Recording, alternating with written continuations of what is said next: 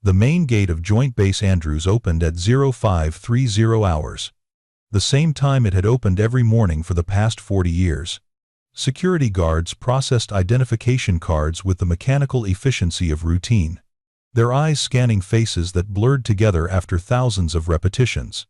Military personnel, civilian contractors, delivery drivers all passed through with the same tired nods and half-hearted, "Have a good day," that meant nothing and everything at once.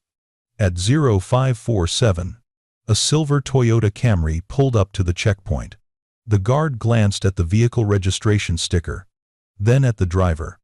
A woman, mid-50s, gray hair, pulled back in a neat bun. She wore a simple navy cardigan over a white blouse, khaki pants, and comfortable walking shoes. Reading glasses hung from a chain around her neck. She looked like someone's aunt visiting for the weekend. "Good morning, ma'am," the guard said, reaching for her ID. "Purpose of visit?" "Work," she said quietly, handing over her common access card. He scanned it without really looking at the name. The system beeped green clearance approved. He handed it back with the same practiced motion he'd performed 300 times already that morning. "Coffee station?" he asked, making conversation while the barrier lifted. She smiled faintly. "Something like that." The Camry rolled forward into the sprawling complex of buildings, hangars, and aircraft that made up one of the most important military installations in the United States. The guard returned to his booth, already forgetting her face. Her car. Everything about her except the vague impression of civilian contractor, probably food service.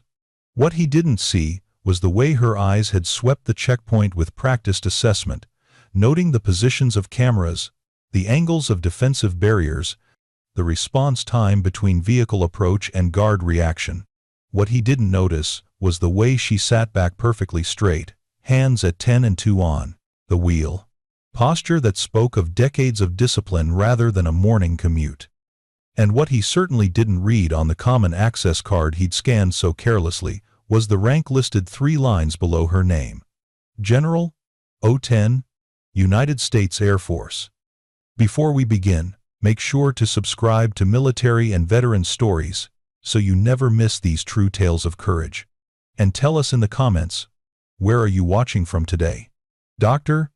Sarah Vega, as she'd been introducing herself for the past 3 weeks, had chosen this approach deliberately.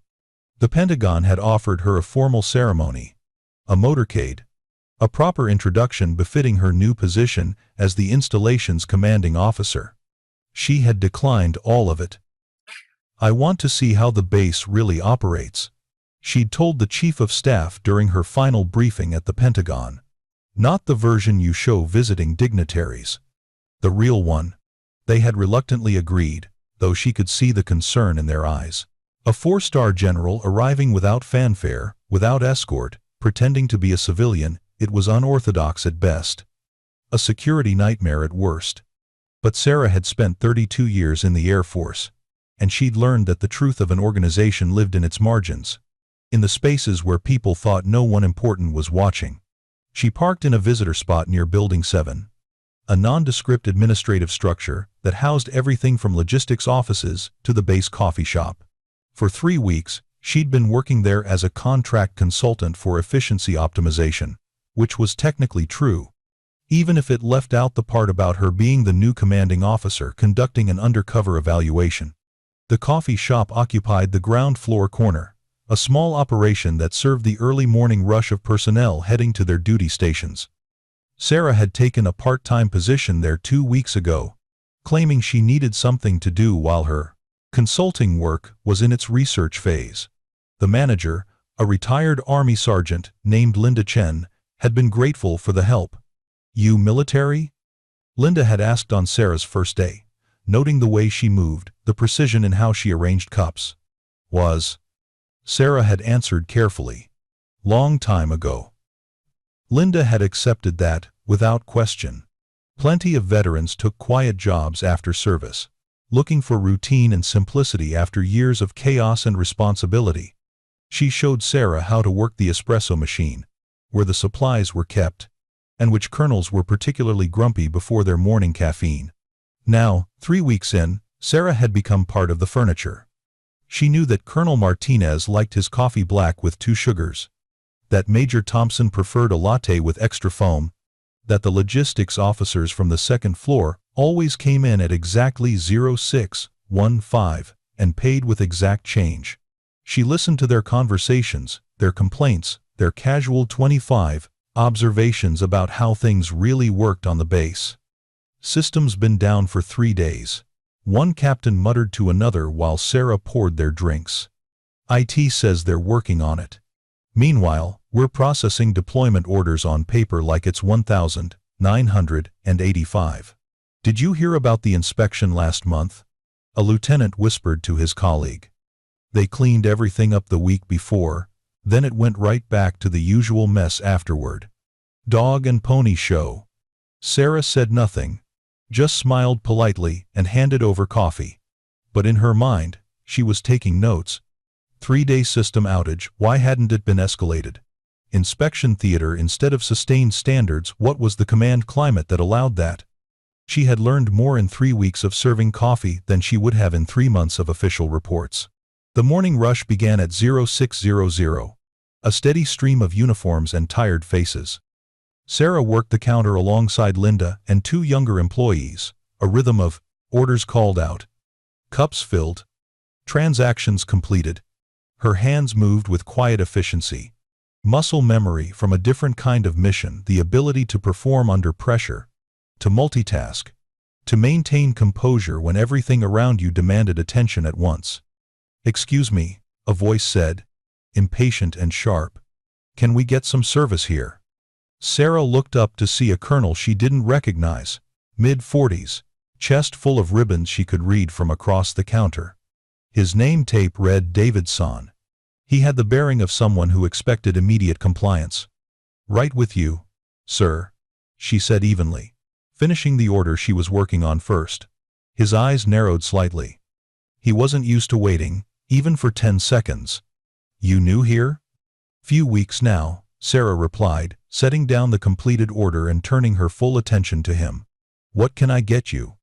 "Large coffee, black. And make it quick. Some of us have actual work to do."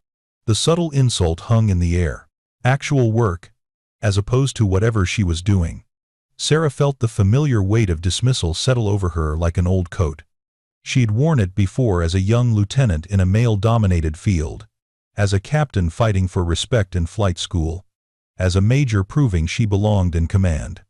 Each time, she'd had to decide whether to correct, to confront, or to simply let the work speak for itself. She chose the latter, as she always did. "1 large black coffee," she confirmed, turning to the machine. "And maybe a little hustle," he added, just loud enough for others to hear.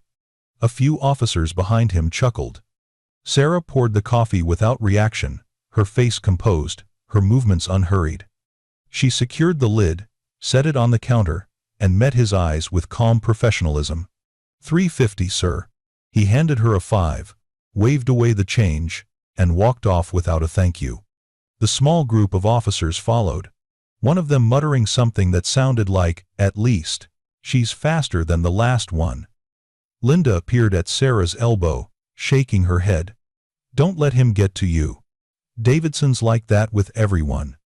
Thinks his eagles make him king of the building." "No problem," Sarah said quietly. "I've dealt with worse." And she had. Colonels who thought service workers were beneath notice were nothing compared to hostile fire over Baghdad, to budget hearings where senators questioned her competence, to command decisions where lives hung in the balance. A rude coffee customer barely registered on the scale of challenges she'd faced, but she filed it away nonetheless. Colonel Davidson. Building 7. Dismissive to personnel he considered subordinate. Another data point in her assessment. The morning continued. Sarah served coffee, cleared tables, restocked supplies. She became invisible again, the quiet woman in civilian clothes who blended into the background of military efficiency.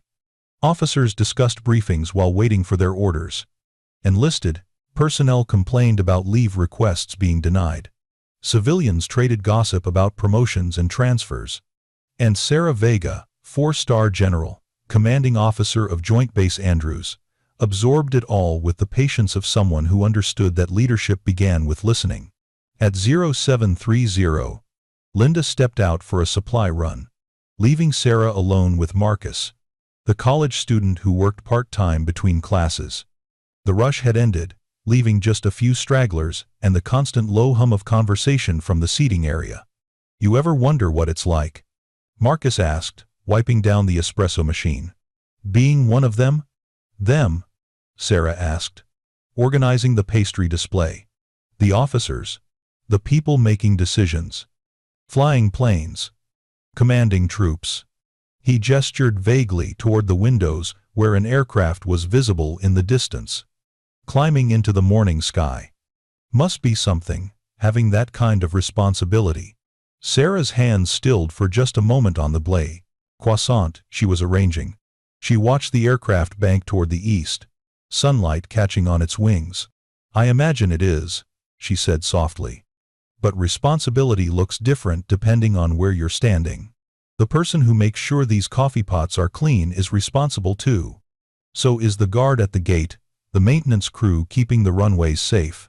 It all matters." Marcus looked at her with surprise, as if he'd expected a different answer. "You sound like you've thought about it before." "I've had some time to think," Sarah replied, returning her attention to the pastries. Through the window, the aircraft completed its turn and disappeared into the clouds. Sarah remembered that feeling the moment when the ground fell away and you were committed, when there was nothing but sky and mission and the absolute certainty that you were exactly where you were supposed to be. She missed it sometimes, but she'd learned that leadership could be practiced anywhere, even behind a coffee counter, even in the invisible spaces where no one thought to look for it. At 0800, Colonel Davidson returned with 3 other field-grade officers, all wearing the same expression of self-importance. They took a table near the window, spreading out briefing folders and tablets. "Coffee all around," Davidson announced without looking at who was behind the counter. "And some of those pastries." Sarah prepared their order with the same quiet efficiency, arranging everything on a tray. She carried it to their table, setting down cups and plates with practiced precision. Finally, one of the majors muttered, "Service around here is slower than procurement." The others laughed. Sarah said nothing, just ensured each officer had what they needed before stepping back. "Wait," Davidson said, looking up at her for the first time. "You were at the counter earlier." "Yes, sir." "They have you doing everything, huh?" "Counter, tables, probably cleaning bathrooms too." More laughter. Sarah kept her expression neutral. "Whatever needs doing, sir." "Well, that's the spirit," he said with performative approval. "Good to see people who understand service. Most civilians these days don't get it." The irony of his words talking about service to someone who'd given 3 decades to the Air Force wasn't lost on Sarah. But she simply nodded and returned to the counter. Marcus watched the exchange with barely concealed anger. "That was messed up," he whispered. "It's fine," Sarah said. "It's not fine. You deserve better than that." She turned to look at him, seeing the genuine outrage in his young face. He reminded her of the young lieutenants she'd mentored over the years, full of idealism and righteous anger at injustice, not yet understanding that dignity didn't require validation from others. "Marcus," she said gently, "the respect that matters doesn't come from people like that. It comes from knowing who you are and what you've done. Everything else is just noise." He looked like he wanted to argue but couldn't find the words. Finally, he just nodded and went back to cleaning. At the table by the window, the colonels continued their meeting, voices carrying across the quiet shop. "Heard the new CO takes command next week," one was saying. "Some general they're bringing in from the Pentagon." "About time," Davidson replied. "Place has been running on autopilot for months. We need someone who actually knows how to command." "Think it'll make a difference?" "Depends on whether they're one of those political generals or someone who actually came up through the ranks. Too many desk jockeys getting stars these days." Sarah refilled napkin dispensers and listened. The irony was becoming almost poetic. Officers complaining about their incoming commander to the woman who would be their commander, too blind to see her because she wore civilian clothes instead of stars. She'd encountered this before, of course.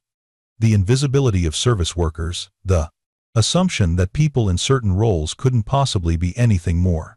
It was a kind of blindness, and it revealed more about the observer than the observed. But it was also useful. In these 3 weeks, she'd learned which officers treated support staff with respect, and which ones didn't. She'd seen who thanked the cleaning crew, and who walked past them without acknowledgement. She'd noted which commanders created environments where people felt valued, and which ones tolerated casual cruelty. All of it would matter when she took command. Because the character of a leader wasn't revealed in formal ceremonies or official reports. It was revealed in how they treated people when they thought no one important was watching. And Sarah Vega had been watching very carefully indeed. By the 3rd week of her undercover assignment, Sarah had developed a routine that felt almost meditative. Wake at 0430. Run 5 miles on the base track before most personnel arrived. Shower in the civilian contractor gym. Then head to the coffee shop by 0600. The rhythm of scooping grounds, steaming milk, and exchanging pleasant small talk with customers created a kind of quiet space where she could observe without the weight of rank and responsibility pressing down on her shoulders. But routines, she'd learned over 32 years of military service, were made to be disrupted. It started on a Tuesday morning, when Colonel Davidson arrived with a larger group than usual 6 field-grade officers, all carrying themselves with the particular swagger of people who'd just come from an important meeting. They commandeered the largest table in the seating area, spreading out briefing materials and laptops with the territorial confidence of lions claiming a kill. "We need coffee for 6, Davidson announced in Sarah's direction, not quite looking at her. "And make it good. We've got real work to do this morning." The emphasis on real work was subtle but intentional. A small verbal knife, designed to remind service workers of their place in the hierarchy. Sarah had heard variations of it her entire career, the way certain officers created distance by diminishing others, as if their own importance could only be maintained by making someone else feel small. She began preparing the drinks without comment, her hands moving through the familiar motions while her mind catalogued the behavioral pattern. Davidson wasn't just casually rude, he was performatively dismissive, using his treatment of staff as a way to establish dominance with his peers. It was a leadership style, albeit a toxic one, and it told her everything she needed to know about the command climate he created in his own unit. 6 coffees, she said a few minutes later, arranging them on a tray with precision. She carried them to the table, setting each cup down carefully in front of the appropriate officer. "About time," muttered a lieutenant colonel whose name tape read Harrison. "We've been waiting." Sarah glanced at the timer on the espresso machine. 3 minutes had elapsed since the order. Standard time frame. For 6 drinks. But pointing that out would accomplish nothing except drawing more attention, so she simply nodded and stepped back. "Wait," Davidson said, taking a sip of his coffee and grimacing. "This is barely warm. Did you even heat the water?" Sarah knew with absolute certainty that the water had been at the correct temperature. She'd checked the machine's calibration herself that morning. But she also knew that some people needed to complain, needed to find fault, because it reinforced their sense of control in a world that often felt chaotic. "I can remake it, sir," she offered calmly. No, he waved dismissively. "Just be more careful next time. Standards matter. Even in a coffee shop." The irony of a colonel lecturing her about standards, her, a 4-star general who'd commanded wings, groups, and entire numbered air forces, was almost enough to make her smile. But she maintained her neutral expression, the one she'd perfected over decades of dealing with Pentagon politics and congressional oversight. "Understood, sir," she said simply. As she returned to the counter, she heard Harrison's voice carry across the shop. "Jesus, you'd think making coffee isn't that complicated. Where do they find these people?" Marcus, restocking cups nearby, tensed visibly. "Leave it," Sarah said quietly. "Not worth it. But I know what they are." Her voice remained even, but something in her tone made Marcus stop. And making a scene won't change it. Just observe. People reveal themselves when they think no one's paying attention.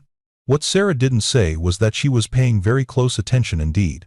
Not just to Davidson and his circle, but to the young captain sitting at the edge of the group who looked uncomfortable with the exchange. To the major who thanked her quietly when she delivered his coffee. To the lieutenant colonel who'd met her eyes briefly with an expression that might have been apology. The military, like any large organization, contained multitudes. There were officers like Davidson who led through intimidation and casual cruelty. But there were also officers who understood that dignity wasn't a zero-sum game, that you could maintain authority without diminishing others. Her job as incoming commander would be to promote the latter and correct the former. But first, she had to understand the full scope of the problem. The situation escalated an hour later when a young airman couldn't have been more than 19. Fresh from technical training, entered the shop looking nervous and lost. "Excuse me," he said to Sarah, his voice uncertain. "I'm supposed to deliver these briefing materials to Colonel Davidson, but I've never been in this building before. Do you know where?" "He's right there." Sarah gestured toward the table by the window. "The colonel in the center." "Thanks, ma'am." The airman straightened his uniform, took a breath to steady himself, and approached the table of officers with the careful reverence of someone acutely aware of the rank differential. "Sir, Airman Chen reporting. I have the briefing materials you requested from—" "Did I ask for a verbal report, Airman?" Davidson interrupted without looking up from his tablet. "Just put them on the table." The airman's face flushed. "Yes, sir." He set down the folder carefully, as if it might explode. "And next time, show some initiative. You shouldn't need directions to find a colonel in a building this small." "What? They don't teach land navigation anymore?" Nervous laughter rippled through the group. The airman stood frozen, clearly unsure whether he was dismissed or expected to respond. "That's all," Davidson said finally, waving him away with the same gesture one might use to shoo a fly. The airman retreated quickly, his face burning with humiliation. He passed the counter where Sarah was standing, and she could see his jaw clenched tight, swallowing down whatever response he wanted to make, but couldn't afford to voice. "Hey," she said softly as he reached the door. "You did fine." He glanced back, surprised to be addressed. "Ma'am? You delivered what was requested, you were respectful, and you maintained your composure. That's all you can control." Something in the young man's expression shifted, still embarrassed, but slightly less defeated. "Thank you, ma'am." After he left, Marcus spoke through gritted teeth. Someone should report him. That colonel. That was hazing. It was humiliation. Sarah agreed, but not quite enough to meet the formal definition of hazing. Davidson knows exactly where the line is, so he just gets away with it. "I didn't say that." Sarah began wiping down the counter, her movements methodical. "But there are better ways to handle toxic leadership than a single complaint that might get dismissed. You have to build a pattern, document behavior, wait for the right moment." "You sound like you've dealt with people like him before." "Once or twice," Sarah said neutrally. "In various contexts." What she didn't mention was that she'd dealt with dozens of officers like Davidson over her career. She'd served under some, beside others, and unfortunately had been forced to relieve a few from command. They came in different flavors. Some were overtly aggressive, others passive-aggressive, some simply oblivious to the impact of their behavior. But they all shared the same fundamental flaw. They mistook fear for respect, compliance for leadership. The morning wore on. More customers came and went, the usual rhythm of military life playing out in coffee orders and casual conversations. But Sarah noticed something she'd missed before: the way certain officers watched Davidson's table with expressions ranging from amusement to discomfort. The way some avoided that section of the shop entirely. One senior master, sergeant, a woman with 25 years in service, judging by her ribbon rack, came to the counter and ordered her coffee with quiet professionalism. But when she turned to find a seat, she deliberately chose a spot on the opposite side of the room from Davidson's group, Is that table usually that crowded? Sarah asked casually while making the sergeant's latte. The sergeant glanced over, then back at Sarah with knowing eyes. Let's just say some of us prefer our coffee without a side of ego.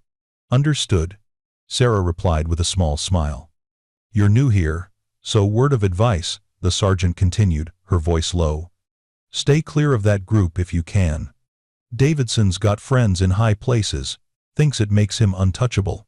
He goes through support staff like tissue paper, complains until they get reassigned, then starts over with fresh meat. Has anyone ever pushed back? The sergeant's expression turned grim. A GS-11 filed a formal complaint last year. Hostile work environment, unprofessional conduct, the whole 9 yards. Davidson's raider made it disappear. Guy retired early rather than keep fighting. Sarah handed over the latte, her face carefully neutral even as her mind filed this information alongside everything else she'd observed. Thank you for the heads up, Sergeant. Just looking out. We've got to take care of each other, right? Right. Sarah agreed. We do. After the sergeant found her seat, Sarah took a moment to step into the small back office where Linda kept employee records and supply inventories. She pulled out her personal phone, the one not registered to her cover identity, and opened a secure note-taking application. Building 7. Coffee shop. Observations Week 3 Cole. Davidson. Pattern of dismissive behavior toward junior enlisted and civilian staff. Creates hostile environment through mockery and public humiliation. Per SMSGT, testimony. Has used connections to suppress previous complaints. Current command climate, likely toxic. Recommend. Priority review upon assumption of command. She added notes about the young airman's experience, the sergeant's warning, and several other incidents she'd witnessed over the past weeks. The document was growing longer each day, a comprehensive portrait of the base's informal culture painted in coffee orders and casual cruelty. When she returned to the counter, she found Marcus in heated conversation with Linda, who'd returned from her supply run. I'm telling you, someone needs to say something. Marcus was insisting. You can't just let them treat people like that. And I'm telling you that someone isn't going to be you. Linda replied firmly. Not if you want to keep this job. The military takes care of its own, Marcus. Civilians complaining about colonels? That's a quick way to get blacklisted from every contract on this base. But it's not right. Lots of things aren't right. Doesn't mean you can fix them. Linda caught sight of Sarah and sighed. Tell him, Sarah. You've been around long enough to know how it works. Sarah considered her response carefully. The easy answer would be to agree with Linda, to counsel patience and pragmatism. That's what most people would expect from a civilian contractor trying to stay invisible. But that's not who she was. Marcus, she said slowly. Linda's right that you have to be smart about how you handle these situations. But she's wrong about one thing: the military doesn't always take care of its own. Sometimes, it protects the wrong people because they have rank or connections. And when that happens, good people get hurt. Linda's eyes narrowed. Sarah, let me finish. Sarah's tone carried a weight it hadn't before. Something that made both Linda and Marcus pause. The system isn't perfect. There are toxic leaders, broken processes, and people who abuse their authority. But there are also mechanisms for accountability if you know how to use them. The trick is documenting everything, building an irrefutable case, and waiting for the right moment to act. And when's the right moment? Marcus challenged. When the person in charge is someone who actually gives a damn about doing the right thing. Linda studied her with new interest. You really were military, weren't you? Not just a long time ago. You sound like someone who's fought these battles before. Sarah met her gaze steadily. Let's just say I've learned a few things about institutional inertia and how to overcome it. Before either of them could press further, the door opened and a full-bird colonel entered, not Davidson, but a woman Sarah recognized from her pre-assignment briefings. Colonel Jennifer Osei, Vice Commander of the 316th Wing. She carried herself with the quiet confidence of someone who'd earned her position through competence rather than connections. Morning, Linda. Osei said warmly. The usual? Coming right up, Colonel. Linda moved to prepare the order, leaving Sarah and Marcus at the counter. Osei glanced toward Davidson's table, and something flickered across her face, not quite disapproval, but close. When she turned back, her eyes landed on Sarah for the first time. I don't think we've met, she said pleasantly. I'm Colonel Osei. Sarah, she replied, accepting the offered handshake. Been working here a few weeks. Well, welcome to Building 7. Fair warning, the coffee's good. But the company can be mixed. Her eyes flicked meaningfully toward Davidson's table again. Sarah allowed herself a small smile. So I've noticed. Hang in there. Things are about to change around here. Osei collected her coffee from Linda and headed toward the exit, pausing only to call back. Tell Linda I said you deserve a raise. Anyone who can deal with the morning rush crowd without losing their composure has earned it. After she left, Linda raised an eyebrow. Colonel Osei doesn't usually chat with the staff. You must have made an impression.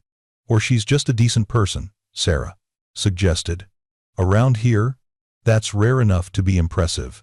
The rest of the morning passed without major incident. But Sarah noticed a subtle shift in dynamics.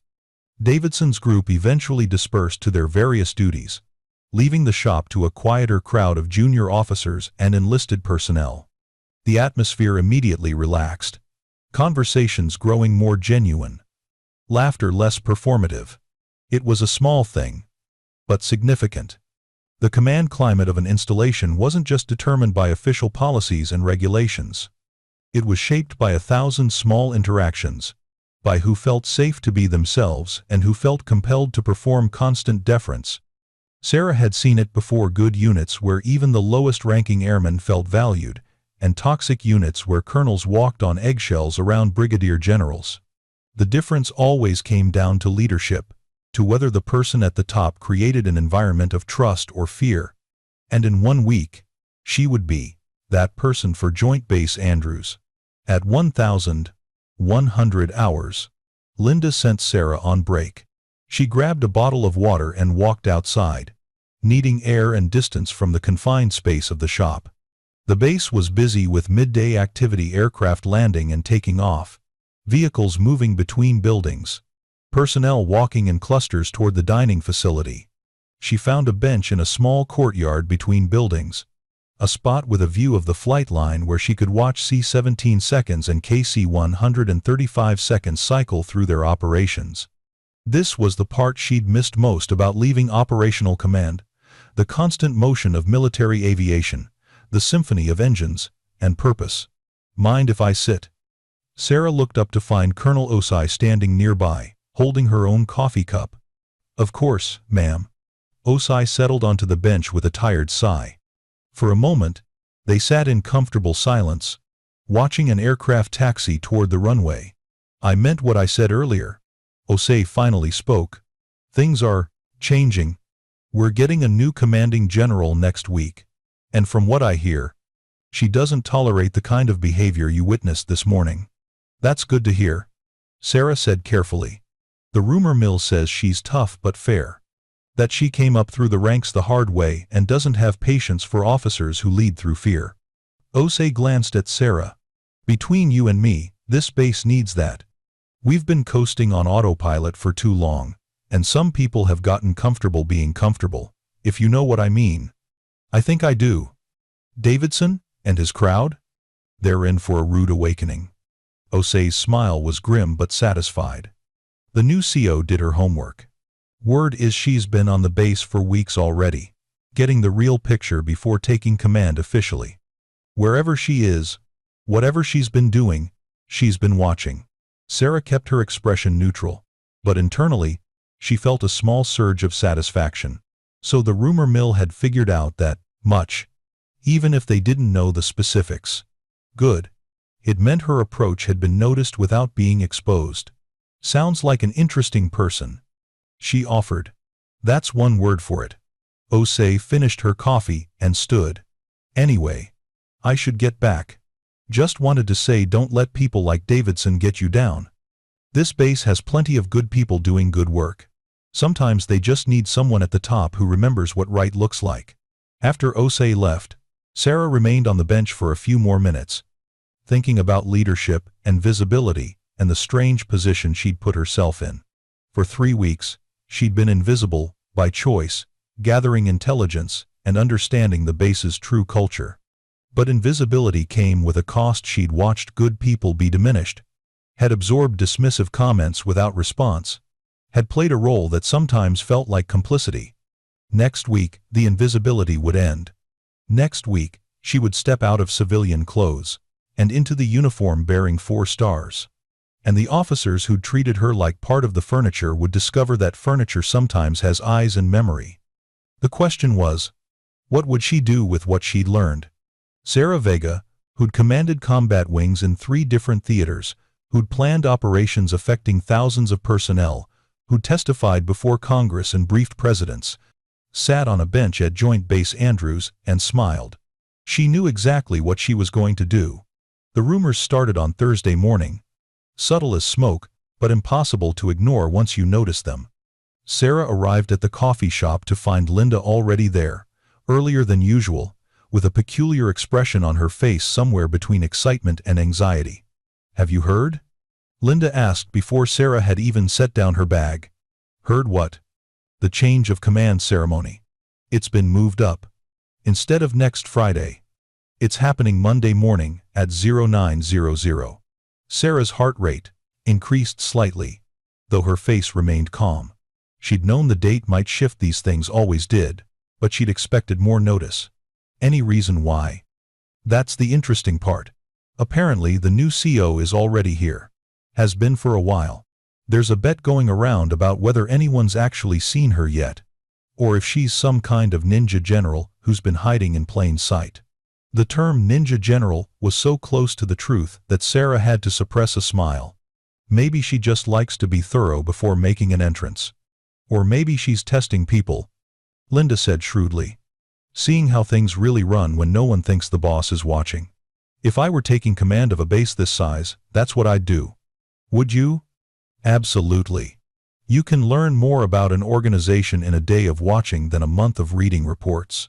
Linda began prepping the coffee machines, her movements efficient and practiced. My ex-husband was Navy. Used to tell me about how the best captains would do surprise inspections at weird hours. Show up in spaces where officers never went. Said you could always tell the good commands from the bad ones by how people acted when they thought no one important was around. Sarah filed this observation away, alongside everything else she'd learned about Linda. Former military spouse. Sharp observer of human behavior. Someone who understood the difference between performing competence and actually possessing it. The morning rush began with its usual intensity, but there was a different energy in the air.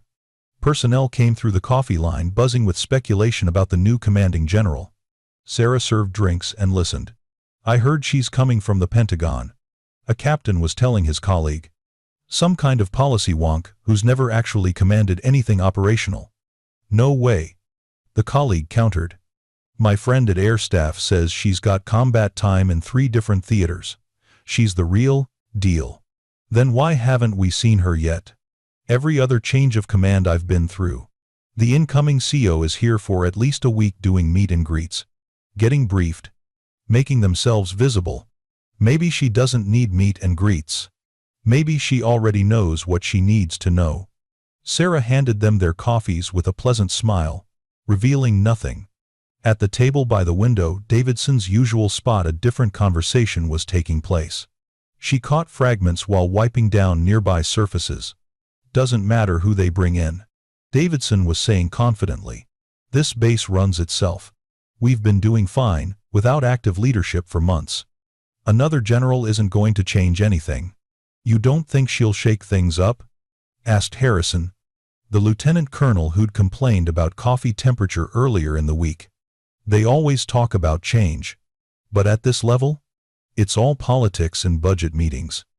The real work happens at our level." Davidson gestured around the table. "We're the ones who keep this place running." Sarah felt Marcus tense beside her at the counter. She touched his arm lightly, a subtle warning to stay calm. But she understood his reaction, the casual arrogance of mid-level officers. Continue who believed they were indispensable was both infuriating and revealing. What Davidson didn't know, what none of them knew, was that the real work he was so proud of had been visible in her observations for weeks now. The way his directorate consistently missed deadlines but blamed other units. The way his people avoided bringing him problems because they'd learned he shot the messenger. The way junior personnel requested transfers out of his command at twice the rate of other directorates. The real work, Sarah had learned, wasn't what people claimed they were doing. It was what actually got done, and more importantly, how it got done and at what cost to the people doing it. The first real hint of her identity came accidentally. Around mid-morning, a young lieutenant approached the counter, looking frazzled and carrying a stack of folders that threatened to topple at any moment. She was trying to juggle the folders, her phone, and her wallet simultaneously, a familiar military multitasking failure in progress. Sarah reached over the counter and steadied the top folders before they could slide off. "Careful there, Lieutenant." "Thank you so much." The officer gasped. "I'm supposed to deliver these to 3 different offices before 1100, and I'm already running late." And she stopped abruptly, staring at Sarah's left wrist, where her sleeve had pulled back to reveal a thin titanium bracelet. The bracelet was simple, unadorned except for a small engraving most people wouldn't notice. An Air Force symbol and a date, the date of her first combat mission over Iraq in 1992. Sarah had worn it for 30 years, through every assignment, every promotion, every challenge. It was as much a part of her as her dog tags had once been. The lieutenant's eyes widened. She glanced from the bracelet to Sarah's face, then back again. "Ma'am, are you just someone who makes coffee?" Sarah said quietly but firmly, meeting the young officer's eyes with an expression that communicated both acknowledgement and request for discretion. The lieutenant swallowed whatever she'd been about to say. "Right. Of course. Can I get a large coffee? Black." "Coming right up." As Sarah prepared the drink, she could see the lieutenant struggling with what she'd noticed. The bracelet wasn't exactly standard jewelry for a civilian contractor. Combined with Sarah's bearing, the way she'd automatically used the correct form of address, the muscle memory visible in how she moved, it was adding up to something that didn't quite fit the cover story. Sarah handed over the coffee with a small smile. "Good luck with your deliveries, Lieutenant." "Thank you, ma'am." The young officer hesitated one more moment, then seemed to make a decision. She straightened slightly, shifted her folders more securely, and left without further comment. But Sarah noticed the way she glanced back through the window as she walked away, the thoughtful expression on her face. "That was weird," Marcus observed. "She looked at you like she recognized you." "Sometimes people think they recognize faces," Sarah said neutrally. "Doesn't always mean anything. But it did mean something. It meant her time in the shadows was running out. And not just because of the accelerated ceremony date. The closer she got to the change of command, the more likely someone would make the connection between the quiet woman serving coffee and the incoming commanding general whose official photos had been circulating through leadership channels. She'd known this moment would come eventually. She'd just hoped to have one more week. At 1030, Colonel Osei returned, but this time she wasn't alone. She was accompanied by a brigadier. General Sarah recognized from her briefings Brigadier General Marcus Williams, the installation's director of operations. Williams had an impressive record. Fighter pilot, former squadron commander, known for his tactical expertise and straightforward leadership style. They approached the counter together, and Sarah noticed immediately that Williams was studying her with more attention than a typical customer would give a service worker. "Morning, Linda," Osei said. "2 coffees, and is Sarah available?" The general wanted to meet some of the base's civilian workforce. It was a thin excuse. Generals didn't typically make small talk with coffee shop employees, but Sarah played along. "Of course, Colonel. What can I get you, sir?" Williams continued his assessment, his eyes noting details most people would miss. "Large coffee, black. And I hear you've been working here a few weeks now?" "That's right, sir." "Prior service?" The question was direct, but not aggressive. The tone of someone genuinely curious, rather than interrogating. Sarah paused fractionally. This was a decision point. She could continue the cover story, deflect and redirect, or she could give an answer that was technically true while revealing nothing specific. Air Force? She said finally. A long time ago. Williams nodded slowly. What was your AFSC? He was asking about her Air Force specialty code, the designation for her military job. I moved around a lot, Sarah replied, which was absolutely true. Operations, logistics, some staff work. Combat deployments? A few. The conversation had the quality of a chess match, each move deliberate and strategic. Williams was clearly testing something, though Sarah wasn't entirely sure what. Beside him, Osei watched with an expression that suggested she knew more than she was letting on. You seem comfortable with military protocol, Williams observed, accepting his coffee. Most civilians who haven't served recently tend to be less precise. Sarah met his gaze steadily. Habits die hard, sir. Something like recognition flickered in Williams' eyes. He glanced at Osei, who gave the slightest of nods, then back at Sarah. Well, it's good to have experienced people on the base, even in civilian roles. Welcome aboard. Thank you, sir. After they left, Marcus leaned over. That was intense. Why was a general asking you all those questions? Probably just making conversation, Sarah said. But she knew better. Williams had been confirming a suspicion, possibly one that Osei had shared with him. The circle of people who'd figured out something was unusual about the new coffee shop employee was growing. Linda, who'd been listening from the espresso machine, came over with a knowing expression. Sarah, I've been around the military for 25 years. That wasn't small talk. That was a senior officer recognizing one of his own. Linda, I'm not asking questions, Linda interrupted. And I'm not going to say anything to anyone. But I'm also not stupid. You carry yourself like someone who's used to command. You know protocol better than half the officers who come through here. And that bracelet? She nodded towards Sarah's wrist. That's not something you buy at the BX. That's something you earn. Sarah considered her response carefully. Linda deserves some truth, if not all of it. I did serve. And yes, I had some leadership roles. But that was then. Right now, I'm just trying to do a good job making coffee and observing how things work around here. Observing, Linda repeated, emphasizing the word.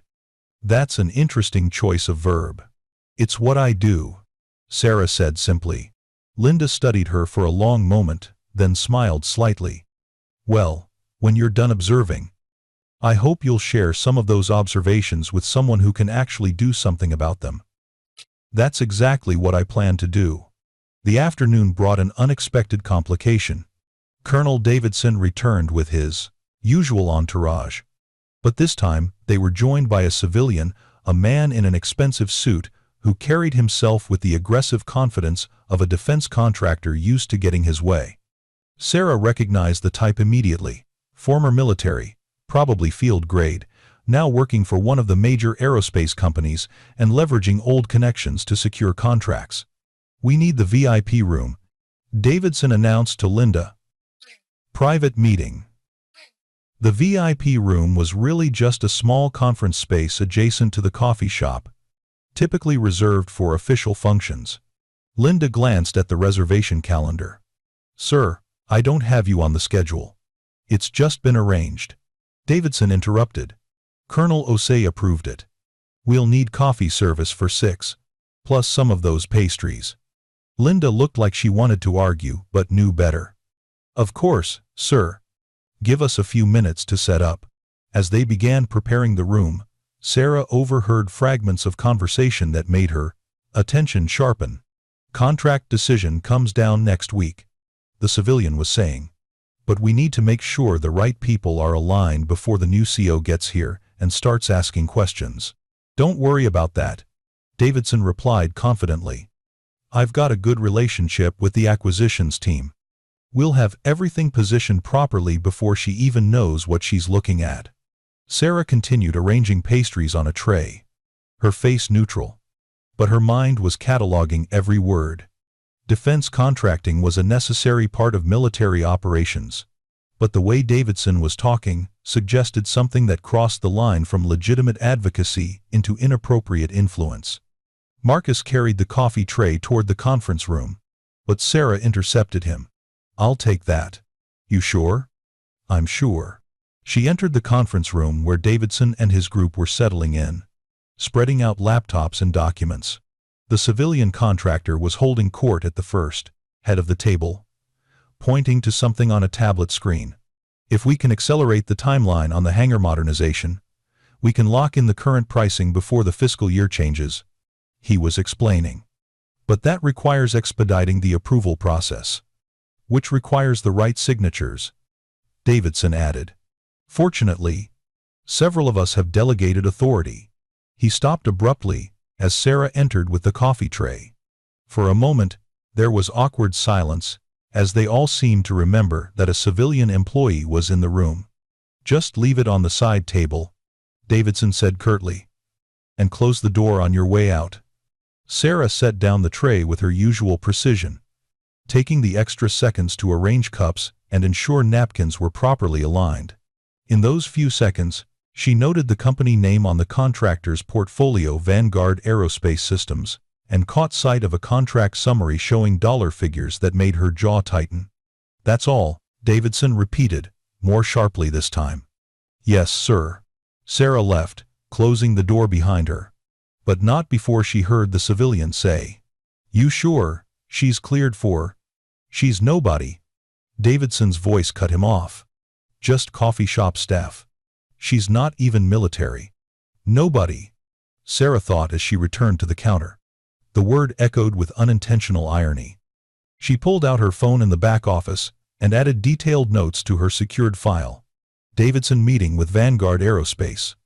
Potential contracting impropriety. Discussion of expediting approvals. Positioning before new CO arrival. Recommend immediate review of all pending contracts in Davidson's approval chain. Possible violation of acquisition regulations. Linda appeared in the doorway. "You okay? You look tense."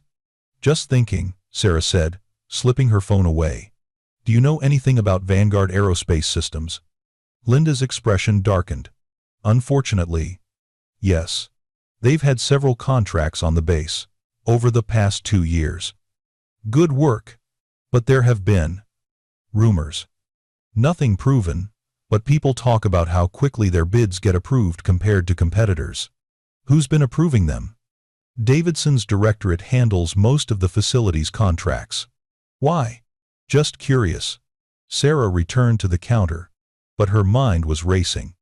What she'd just overheard wasn't just toxic leadership or bad command climate.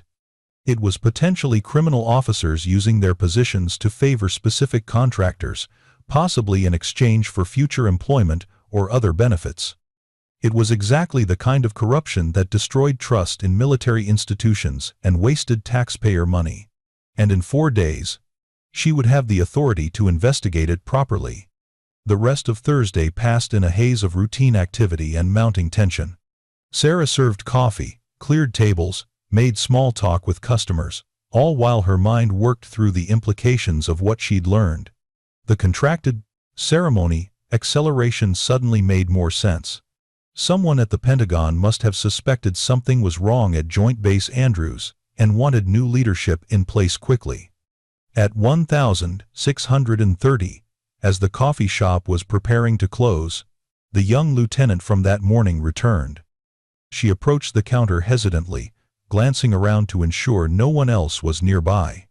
"Ma'am," she said quietly, "can I ask you something?" "Of course, Lieutenant." The young officer took a breath, clearly wrestling with how to phrase her question. "That bracelet you're wearing. The engraving. I have a friend at the Air Force History Office, and I asked her about aircraft tail numbers from the early 92nd's Gulf War period. She said that specific number belonged to an F-16 assigned to..." She stopped, her eyes widening. "You're her. You're General Vega." Sarah's heart rate spiked, but her expression remained calm. She glanced toward Linda and Marcus, both occupied with closing duties, then back to the Marcus. "Lieutenant. What's your name?" she asked quietly. "Lieutenant Melissa Torres, ma'am. I work in wing protocol. I've been helping coordinate the change of command ceremony." Her voice dropped to barely a whisper. "I've seen your official photos, ma'am. I should have realized sooner, but you look different in civilian clothes, and I just never thought." "Lieutenant Torres," Sarah interrupted gently. "How many people have you told?" "No one, ma'am. I wanted to confirm first, before I said anything." "But ma'am, if you're really the incoming CO, why are you working in a coffee shop?" Sarah considered the young officer carefully. Torres was clearly sharp, observant, and discreet enough to verify her suspicions before speaking. Those were good qualities. And with only 4 days until the ceremony, perhaps it was time to start bringing a few people into confidence. "Walk with me," Sarah said, removing her apron and nodding to Linda that she was taking a break. They stepped outside into the late afternoon sun. The base was quieter now, most personnel heading home or to the gym. Sarah led them to the same bench where she'd sat with Colonel Osei earlier in the week. "You're right," Sarah said once they were seated.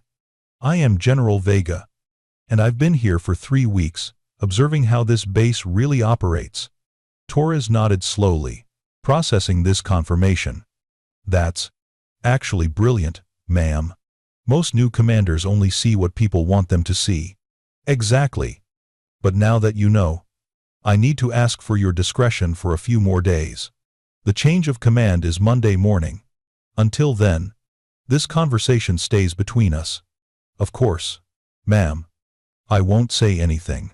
Torres hesitated, then added, "But ma'am, if I can ask, what have you learned?" Sarah gazed across the flight line, watching an aircraft taxi toward the runway. "I've learned that this base has excellent people doing excellent work, despite leadership that ranges from merely adequate to actively harmful. I've learned that junior personnel are often treated as disposable rather than as the talented professionals they are. And I've learned that there are officers who've gotten comfortable with shortcuts and compromises that wouldn't survive actual scrutiny." "Colonel Davidson," Torres said quietly. Sarah turned to look at her. "Why do you say that?" "Because everyone knows, ma'am. Maybe not specifics, but we know his directorate has problems. High turnover, low morale, complaints that go nowhere. I've heard stories from friends who worked for him." She paused. "But he's protected. He has connections, and he's careful to stay just barely on the right side of regulations. Until now," Sarah said softly. Torres met her gaze, and something like hope flickered in her eyes. "You're going to fix it." "I'm going to try. But I'll need help from people like you. People who know where the problems are, and are brave enough to speak up when asked." "You'll have it, ma'am. A lot of us have been waiting for a CO who actually cares about doing the right thing instead of just checking boxes." They sat in silence for a moment, then Sarah stood. "I should get back." "Remember, not a word until Monday," Torres confirmed. "But ma'am, thank you for caring enough to do this the hard way." After Torres left, Sarah remained on the bench for a few more minutes. Her cover was cracking, which meant her time for invisible observation was nearly over. But perhaps that was fine. She'd learned what she needed to learn. Now it was time to start preparing for the transition from observer to commander. Her phone buzzed with a text from a Pentagon number she recognized, General Patricia Chen, her sponsor and mentor, the 4-star who'd recommended her for this assignment. "Heard ceremony moved to Monday. They getting antsy?" Sarah smiled and typed back, "More like I'm getting impatient. Ready to stop serving coffee and start serving justice." The response came quickly. "That's my girl. Give them hell." Sarah tucked her phone away and headed back to the coffee shop. Linda and Marcus had finished most of the closing duties, but Linda looked up as she entered with an expression that said she had questions. "That lieutenant seemed pretty serious," Linda observed. "Everything okay?" "Everything's fine. Just some coordination about next week." "Uh-huh." Linda didn't sound convinced. But she didn't push. Instead, she pulled out an envelope from behind the register. "Before I forget, this came for you earlier. Someone dropped it off while you were on break." Sarah opened the envelope to find a simple note card with elegant handwriting. "Looking forward to Monday. It's been too long since this base had real leadership. Welcome home, Jennifer Osei." So Osei had figured it out too, or had been told. That explained General Williams' visit this morning. He and Osei had probably been confirming what they'd already suspected. The circle was closing. By Monday morning, everyone would know who she was. But for 3 more days, she would remain in the shadows. 3 more days to watch, to learn, to prepare. And then Sarah Vega would step into the light. And Joint Base Andrews would discover what happens when the person you've been dismissing turns out to be the person in charge. She folded the note carefully and slipped it into her pocket, already composing her mental list of priorities for Monday afternoon. Right after the ceremony concluded, Colonel Davidson was going to have a very interesting week. If you're hooked on this story, make sure to subscribe and turn on notifications so you never miss an upload. Your support means everything and helps me bring you more inspiring military stories like this one. Friday morning arrived with the kind of crisp autumn air that made flying perfect and coffee essential. Sarah went through her usual routine: early run, shower, coffee shop prep, but there was an edge to everything now. 48 hours until the ceremony. 48 hours until her cover dissolved and the real work began. The shop opened at 0600 as always. But the energy was different. Word had spread about the Monday ceremony, and speculation had reached fever pitch. Sarah listened to the theories while she worked the espresso machine. "I heard she's already on base," a major was telling his colleague, supposedly doing some kind of assessment, incognito. "That's ridiculous," the colleague scoffed. "A 4-star general pretending to be a civilian? That only happens in movies." Sarah handed them their lattes with a pleasant smile, saying nothing. The morning rush intensified. Fridays always brought a surge, as people caffeinated for the final push before the weekend. Sarah, Linda, and Marcus worked in synchronized efficiency, the rhythm of call-outs and preparations flowing like a well-rehearsed drill.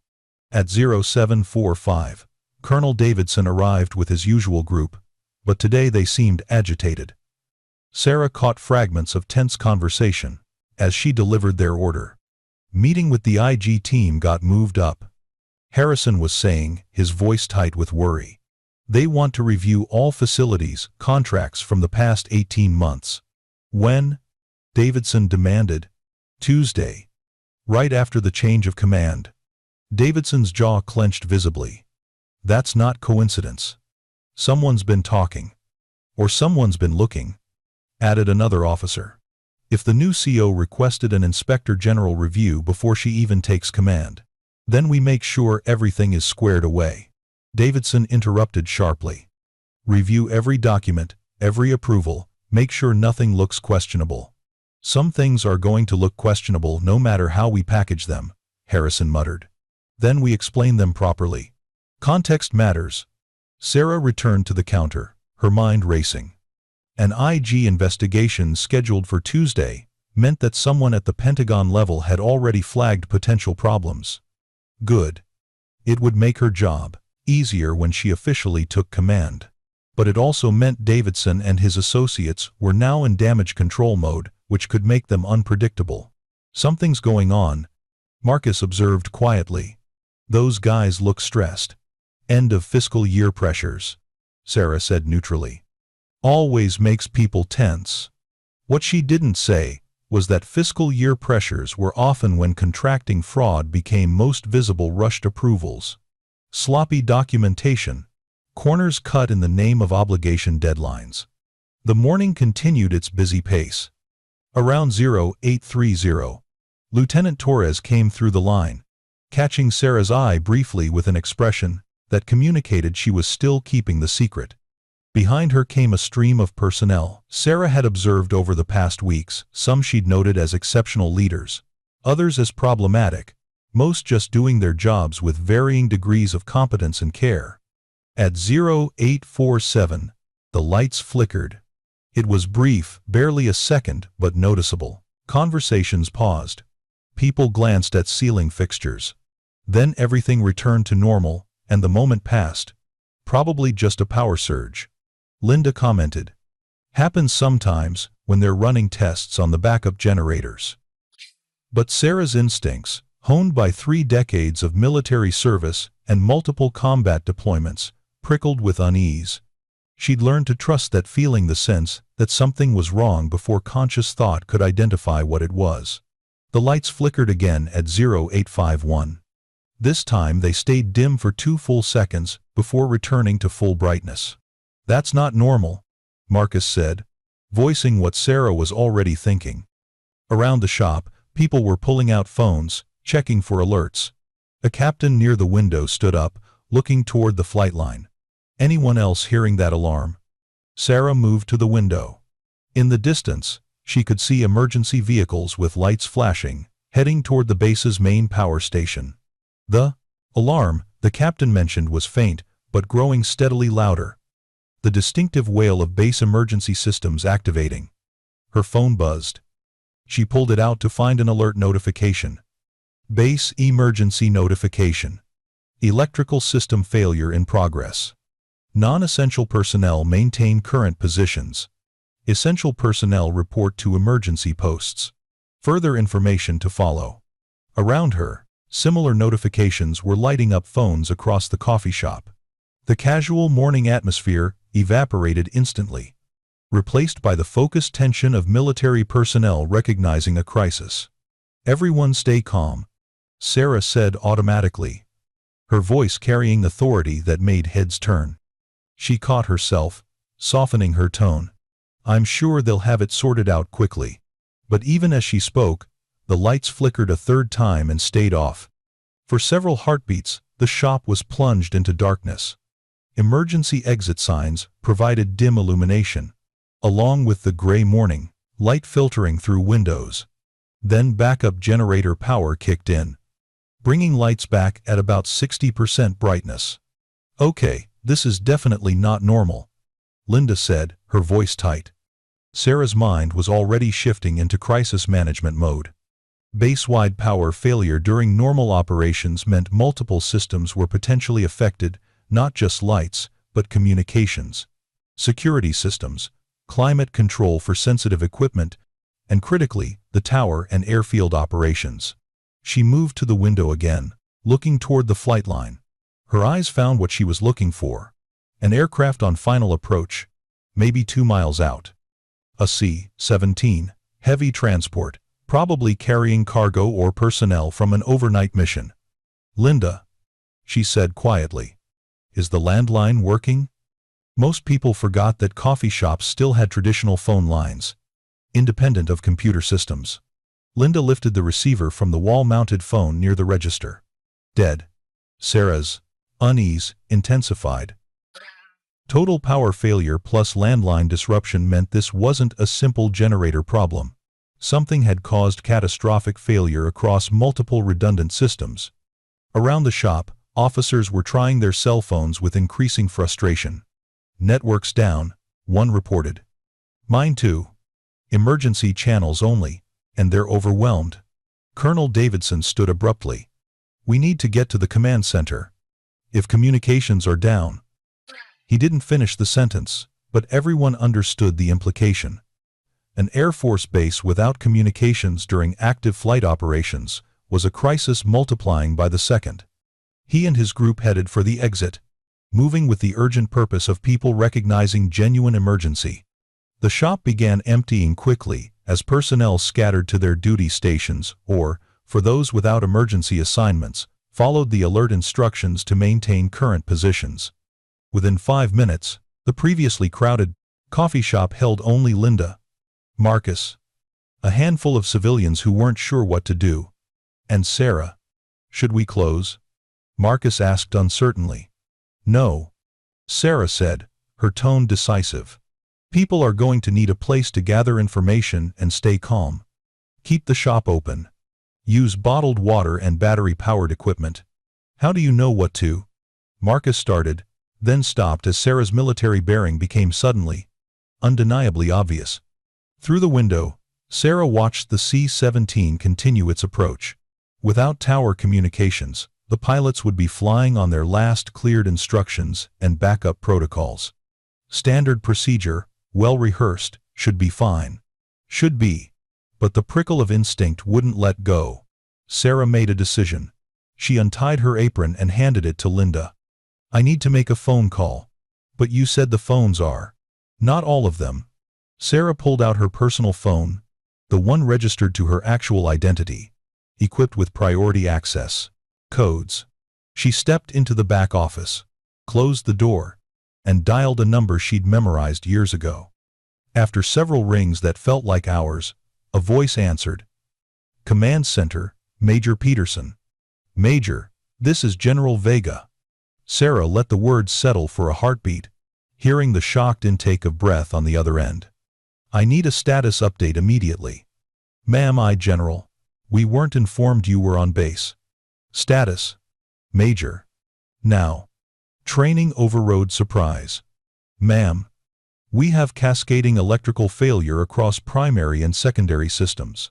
Backup generators are online but operating at partial capacity. All non-hardline communications are down. We have 4 aircraft inbound, including 1 heavy transport on final approach. Tower has lost all radio contact. They're trying to establish visual signals, but the C-17 can't see visual signals from this distance," Sarah interrupted. "What's the weather at the alternate fields?" "Both alternates are below minimums, ma'am. Fog and low ceiling." Which meant diverting wasn't an option. The C-17 had to land here, blind, without radio contact, with potentially compromised airfield lighting. Sarah's mind raced through contingencies, protocols, command structures. Technically, she wasn't in command until Monday. But she was the highest-ranking officer on base, whether anyone knew it yet or not, and there were lives at stake. "Major Peterson, I'm coming to the command center. In the meantime, I need you to execute emergency protocol, Alpha 7. "Ma'am. That protocol requires authorization from—" "I'm giving you that authorization. Execute Alpha 7 immediately. Get emergency vehicles positioned along the runway with lights. Get personnel to the crash site recovery points. And get someone up to the tower with a battery-powered radio on guard frequency." "Yes, ma'am." "But ma'am, when you arrive, the current duty commander will need to verify. The duty commander is about to meet his incoming CO a few days early," Sarah said flatly. "Patch me through to him now." There was a pause, then, "Ma'am, the duty commander is Colonel Davidson." Of course it was. Sarah felt a grim smile touch her lips. "Then this is going to be an interesting conversation. Patch me through." The line clicked and transferred. Static filled the connection for several seconds. Then Davidson's voice came through, clipped and stressed.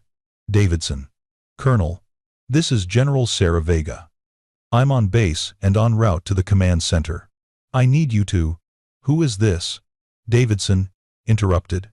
"This frequency is for emergency personnel only." "How did you get this number?" Sarah's patience, already thin, evaporated. "Colonel Davidson, I am General Sarah Vega, incoming commanding officer of Joint Base Andrews. I am currently in Building 7. I will be at the command center in approximately 3 minutes. In the meantime, you will execute emergency protocol Alpha 7 to provide support for inbound aircraft that have lost radio contact." Silence stretched across the line. When Davidson spoke again, his voice carried skepticism and irritation. "I don't know who this is, but impersonating a general officer is a federal offense. Get off this frequency immediately." "Colonel," I said, "get off this frequency." The line went dead. Sarah stared at her phone for a moment, processing what had just happened. Then she made a second call. This one to the Pentagon. To General Patricia Chen's direct line. Chen answered immediately. "Sarah? What's going on?" "I'm getting alerts about Andrews. Base-wide power failure. Communications down. Aircraft inbound without radio contact. I'm about to go to the command center. But the duty commander just hung up on me, Because he doesn't believe I'm who I say I am. Jesus. Chen's voice hardened with command authority. I'll patch through to the alternate command center from here and verify your authority. But Sarah, you're not officially in command until Monday. If you take control now, lives are at stake, Pat. I'll deal with the political fallout later. I know you will. That's why I recommended you for this job. Chen's tone softened slightly.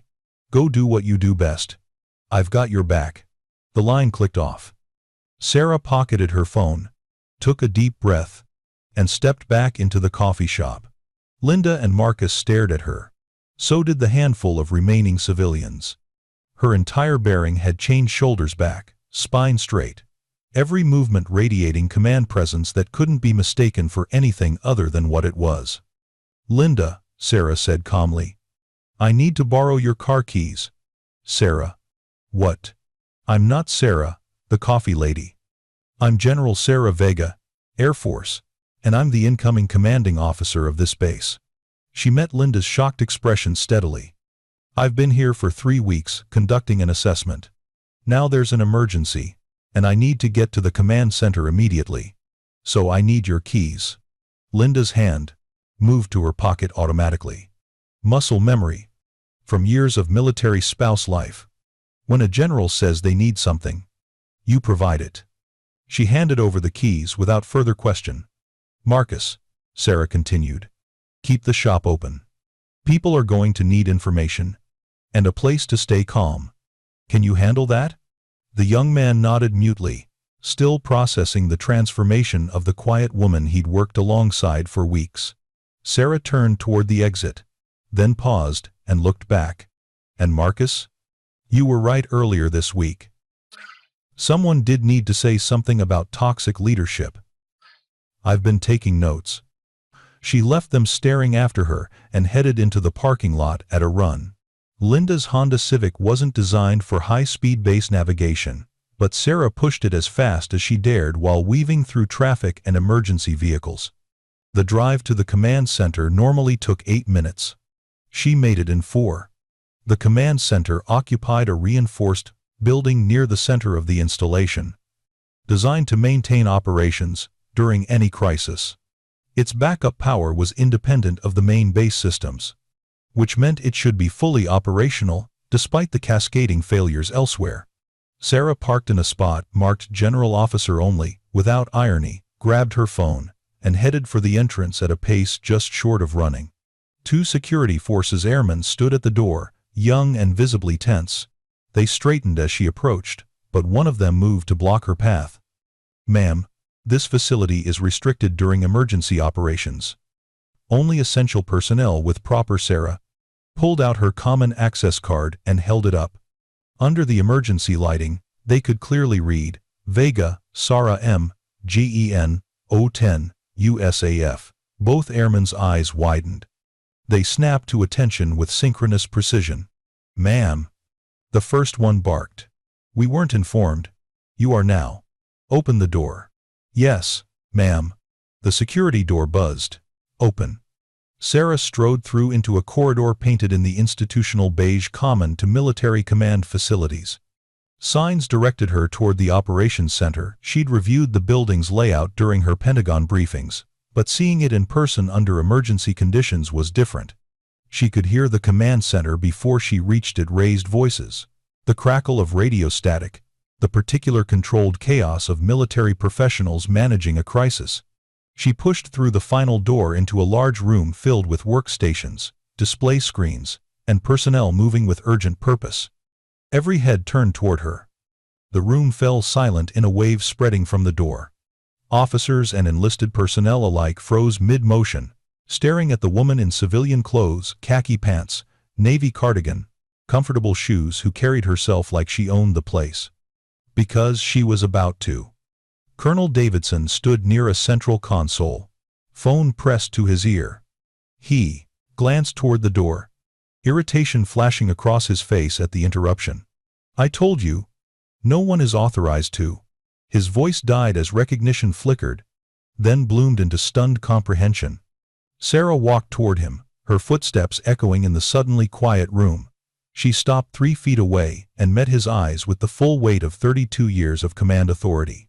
"Colonel Davidson," she said, her voice carrying clearly through the space. "I'm General Sarah Vega, and I'm taking command of this emergency response. You have 2 choices. Brief me on the current situation immediately, or step aside while someone else does." Davidson's face cycled through expressions: shock, disbelief, denial, and finally, reluctant acceptance as he processed what his eyes and ears were telling him. This was the woman who'd been serving him coffee all week. This was the civilian he'd dismissed as nobody. This was his new commanding general. And she'd heard every condescending word he'd said. "Ma'am," he finally managed, his voice strained. We weren't informed you were on base. That was intentional, Colonel. Now brief me. What's the status of inbound aircraft?"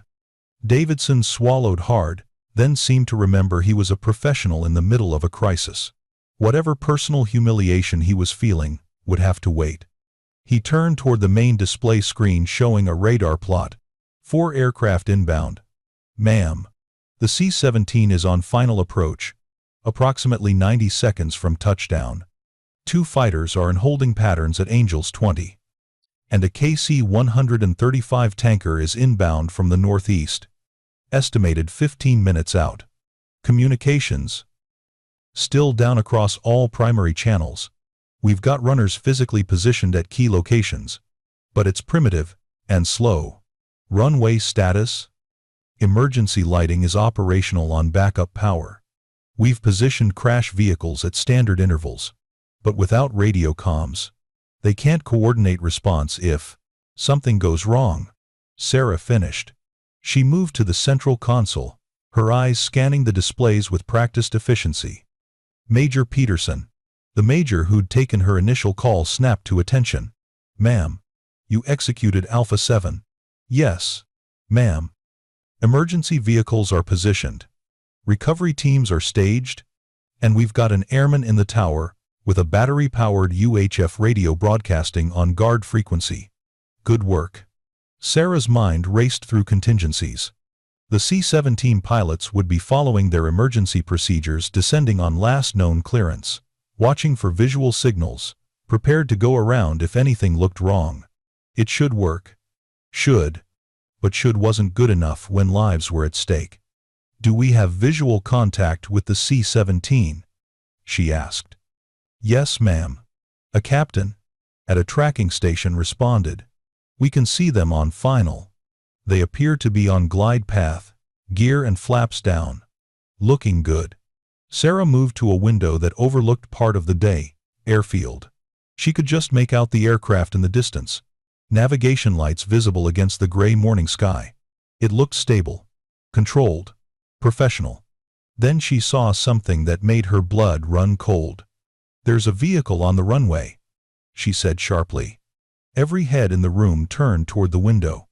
On the runway, clearly visible now, was a pickup truck, probably maintenance, possibly emergency response, sitting stationary about 2/3 of the way down the landing surface.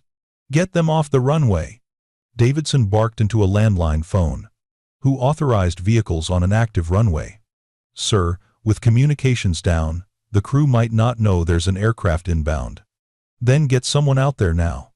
But Sarah was already calculating time and distance. The C-17 was maybe 45 seconds from touchdown. The truck was 2 miles down the runway. Even if they got a message to the vehicle immediately, even if the driver reacted instantly, there wasn't enough time to clear the path before the aircraft needed that section of runway to complete its landing rollout. The C-17 pilots couldn't see the truck yet, it was too far ahead, and their focus was on the touchdown zone and maintaining glide path without tower guidance. By the time they'd spot the obstacle, they'd be committed to landing, too low and slow to safely go around. Unless someone warned them now. Sarah's hand moved to her phone, pulling up a contact from her favorites list, an air mobility command frequency she'd used countless times during her years flying and commanding transport operations. She pressed dial. The phone rang. And rang. "Come on," she muttered. "Answer." On the 6th ring, a voice crackled through, Broken by static but audible. Mobile command operations. Major Williams. Williams. This is General Sarah Vega. I need you to relay emergency traffic to any C-17 on approach to Andrews. They have an obstacle on the runway and need to execute a go-around. Immediately. Ma'am. We don't have positive comms with. Then use alternate frequencies. Use every frequency. Broadcast blind if you have to. But get them the message now. Yes, ma'am. The line went dead as Williams switched to broadcast mode.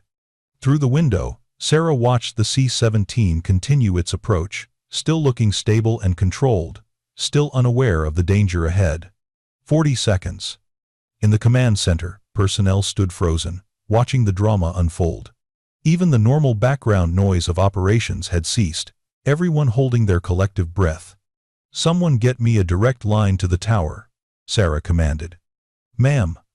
All the lines are. Find me one that works. A lieutenant scrambled to a different console, trying various communication paths. Ma'am, I've got the tower on a backup cellular relay. It's voice only, heavily degraded, but put it through. Sarah grabbed the headset he offered. Tower, this is General Vega. Do you have contact with the U.S. C-17? Static.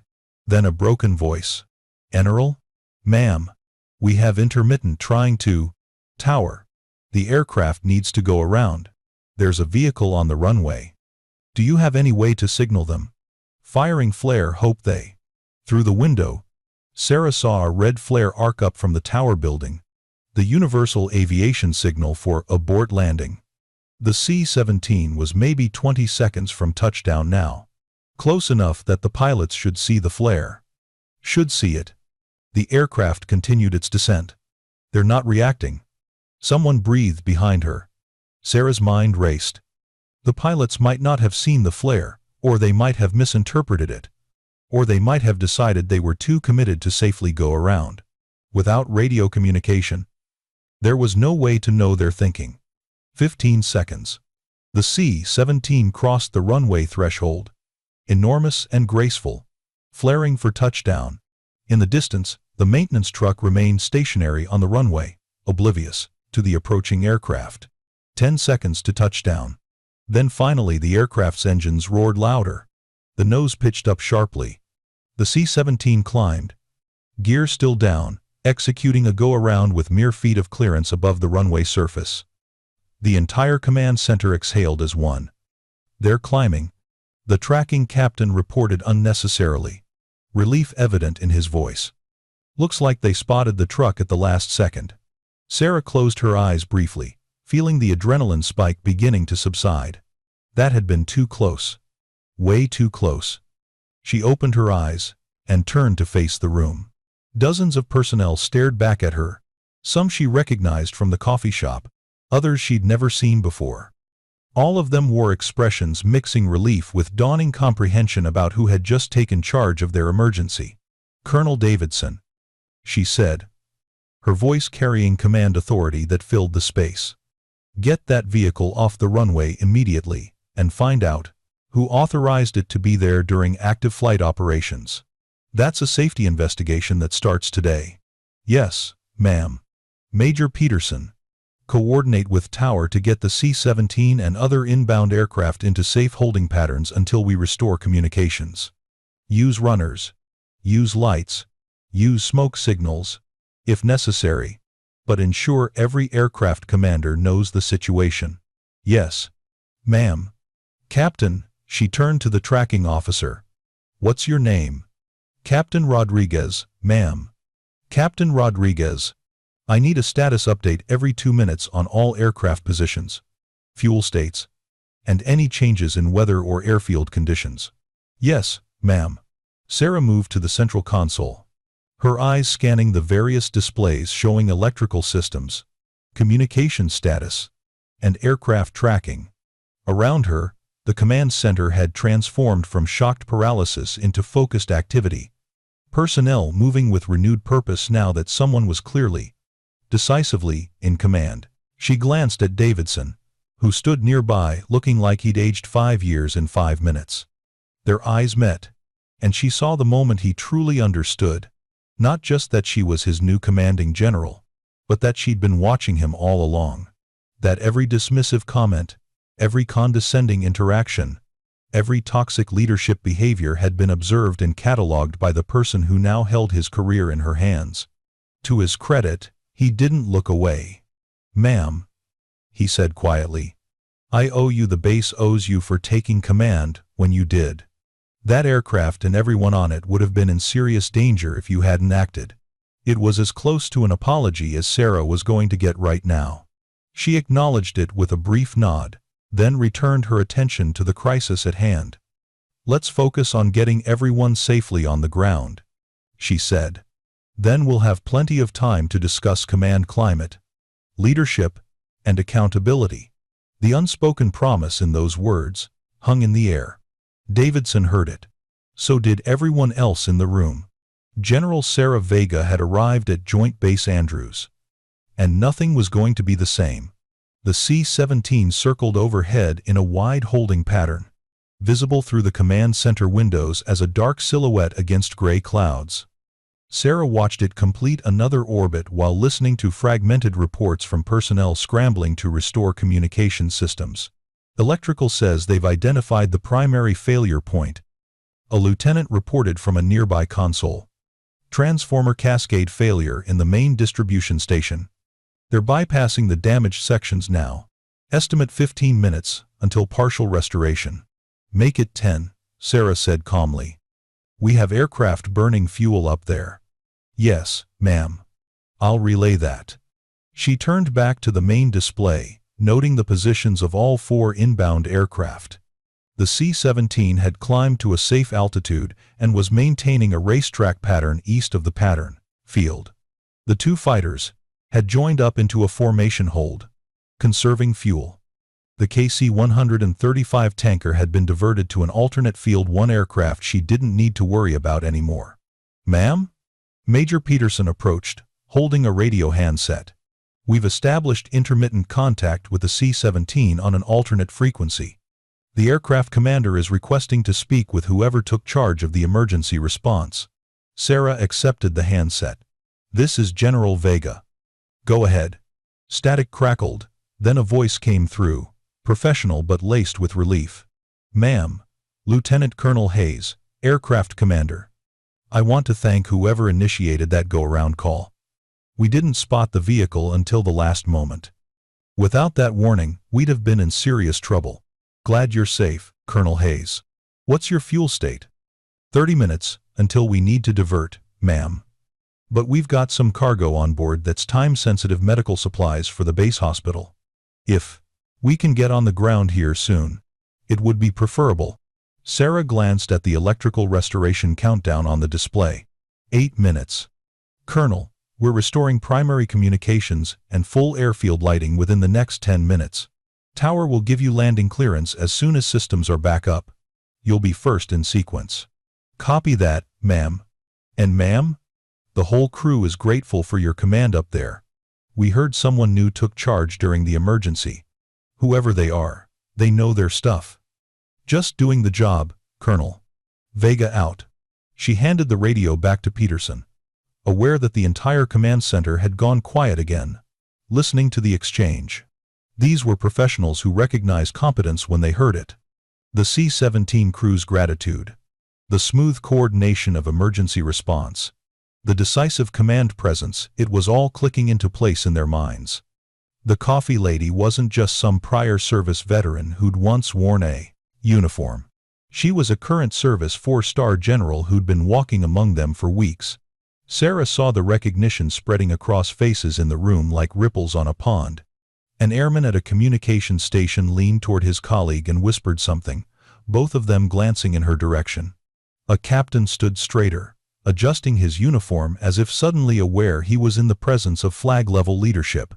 Even the civilian contractors working on equipment maintenance moved with more purpose, conscious that someone important was watching.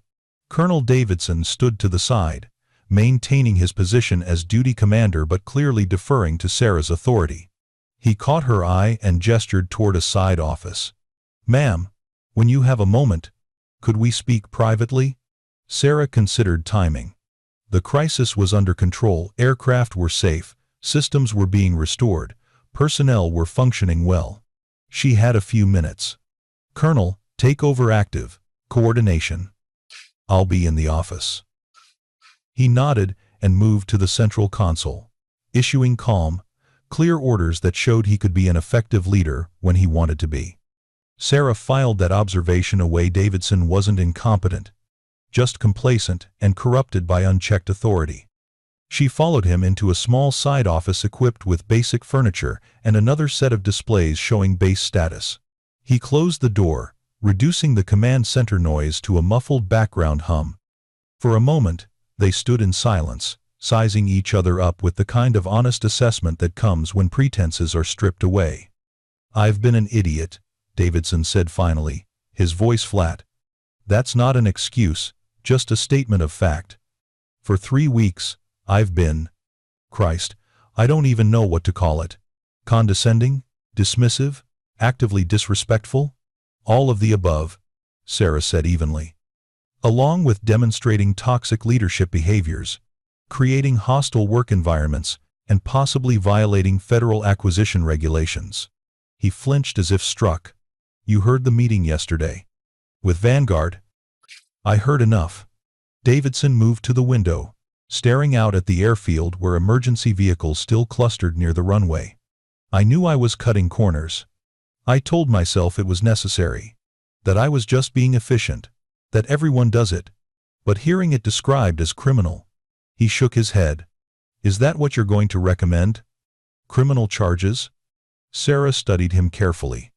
She'd dealt with officers at ethical crossroads many times throughout her career. Some were genuinely corrupt, motivated by greed or power. Others had simply drifted across lines they didn't initially see, normalizing behavior that seemed acceptable until someone held up a mirror. "That depends," she said slowly, "on whether you were actively defrauding the government or whether you were being lazy and allowed contractors to take advantage of your position." "The latter," Davidson said immediately. "I swear, ma'am, I never took money or promises of employment. Vanguard just made things easy. Their bids were always complete. Their people were responsive. Their work was good quality. It didn't occur to me to question why they were so helpful, or whether I was giving them preferential treatment." "Except you did know," Sarah said. "Because you were careful to have that meeting in private. You told Vanguard's rep to accelerate approvals before the new CO arrived and started asking questions. Those aren't the actions of someone who thinks they're operating above board." Davidson's shoulders sagged. "You're right. I knew something was off. I just didn't want to acknowledge it because fixing it would have been inconvenient." The admission was more honest than Sarah had expected. She'd seen officers in similar situations who doubled down, who blamed subordinates, who constructed elaborate justifications for their behavior. Davidson was at least being direct. "Here's what's going to happen," Sarah said. "The Inspector General investigation scheduled for Tuesday will proceed. You will cooperate fully, provide all requested documentation, and make yourself available for interviews. If the IG finds that you showed poor judgment but no criminal intent, you'll likely face administrative action, possibly a letter of reprimand, possibly reassignment. And if they find more than that, then you'll face appropriate consequences. But Colonel, I'll tell you something I've learned over 32 years. The cover-up is always worse than the crime. If you made mistakes, own them. Help fix the problems. Show that you're capable of doing better." He turned from the window to face her directly. "Why are you giving me this advice? After how I treated you?" "Because my job isn't revenge," Sarah interrupted. "My job is to make this base run effectively and to develop leaders who can do the same. You've shown in the last hour that you're wide, capable of competent crisis response. The question is whether you're capable of sustained ethical leadership when no one's watching. With respect, ma'am, you were watching. For 3 weeks. Exactly. And that's a privilege you won't have the chance to observe your command climate from the shadows before taking charge. But you can learn from what I'm about to do here. Watch how leadership changes when accountability is consistently applied." See what happens when junior personnel are valued and toxic behavior is confronted instead of ignored. Davidson was quiet for a long moment. I don't deserve this second chance. Probably not, Sarah agreed. But I'm not giving it to you as a gift. I'm giving it to you as a challenge. Prove you can be better. Or prove I was wrong to offer you the opportunity. A knock on the door interrupted them. Major Peterson stuck his head in. Ma'am, primary communications are restored. Tower has the C-17 on approach clearance. 3 minutes to touchdown. Excellent. We'll be right there. As they returned to the main command center, Sarah noticed the change in atmosphere. The crisis phase was ending, transitioning into recovery and assessment. Personnel moved with more relaxed purpose. The immediate danger passed. But they also moved with new awareness.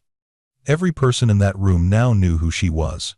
The quiet woman who'd been serving coffee in Building 7 was General Sarah Vega, their incoming commanding officer, and she'd taken charge of an emergency with the kind of decisive leadership that saved lives. C-17 is on final approach, Captain Rodriguez reported from the tracking station. Looking good. Gear down. On glide path. Sarah moved to the window again, watching the aircraft descend toward the runway. The same runway that had nearly caused disaster an hour earlier. But this time, the truck was gone. The lighting was full, communications were restored, and everything looked exactly as it should. The C-17's tires touched down with twin puffs of smoke. The aircraft rolled out smoothly, deployed its thrust reversers with a distinctive roar, and slowed to taxi speed. Touchdown confirmed, Rodriguez said. Welcome home. The command center erupted in spontaneous applause. It was unprofessional and unnecessary and entirely human, the release of tension after crisis. The celebration of a positive outcome when the alternative had looked grim. Sarah allowed herself a small smile. Good work, everyone. Major Peterson, coordinate with Tower to get the fighters cleared for landing. Captain Rodriguez, I want a full timeline of the electrical failure, from initial indicators through restoration. Colonel Davidson, you'll conduct the safety investigation into the runway incursion. I want preliminary findings by Monday morning. Yes, ma'am. They responded in unison. As the immediate crisis wound down, Sarah became retry be continue too aware of a presence at her elbow. She turned to find a senior master. Sergeant, the same woman she'd served coffee to earlier in the week. The one who'd warned her about Davidson. Ma'am, the sergeant said quietly, standing at attention. Senior Master Sergeant Rachel Torres, Command Center Operations Superintendent. Sarah studied her for a moment, recognition clicking. You're related to Lieutenant Torres? The protocol officer? My daughter. Ma'am. A slight smile touched the sergeant's face. She called me last night. Told me she'd figured out who you were, but that she'd promised to keep it quiet until Monday. I didn't believe her, at first thought she was reading too much into coincidences. But then you walked through that door. She shook her head in amazement. Ma'am, I've been in the Air Force for 26 years. I've served under a lot of commanders. But I've never seen anyone take charge of a crisis like you just did. I just did what needed to be done, Sergeant. With respect, ma'am, that's exactly my point. Most flag officers would have waited for someone else to make the first move. Worried about stepping on toes or overstepping authority. You just saw what needed to happen and made it happen. Torres glanced around the command center, then lowered her voice. This base has needed that for a long time. Real leadership instead of people just protecting their own positions. Sarah followed the sergeant's gaze, noting the personnel who were still processing what they'd witnessed. She saw uncertainty in some faces, relief in others, and in a few cases, apprehension, probably people who'd grown comfortable with the old way of doing things and weren't sure they wanted change. Sergeant Torres, Sarah said. I'm going to need people who know how things really work around here. People who understand the difference between what the regulations say and what actually happens. Would you be willing to brief me officially after I take command Monday on the command climate in this facility? Ma'am, I'd be honored. But I should tell you, some of what I'd need to report isn't going to be comfortable to hear. Good. That's exactly what I need. Torres nodded, then hesitated. Ma'am, can I ask why did you do it this way? The undercover evaluation, the coffee shop, all of it? Why not just take command normally? Sarah considered her answer carefully.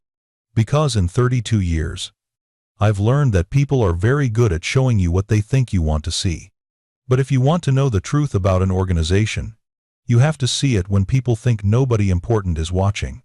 That's when you find out who treats support staff with respect and who dismisses them, who maintains standards when there's no inspection scheduled, who takes shortcuts because it's convenient rather than right. And what did you find, ma'am?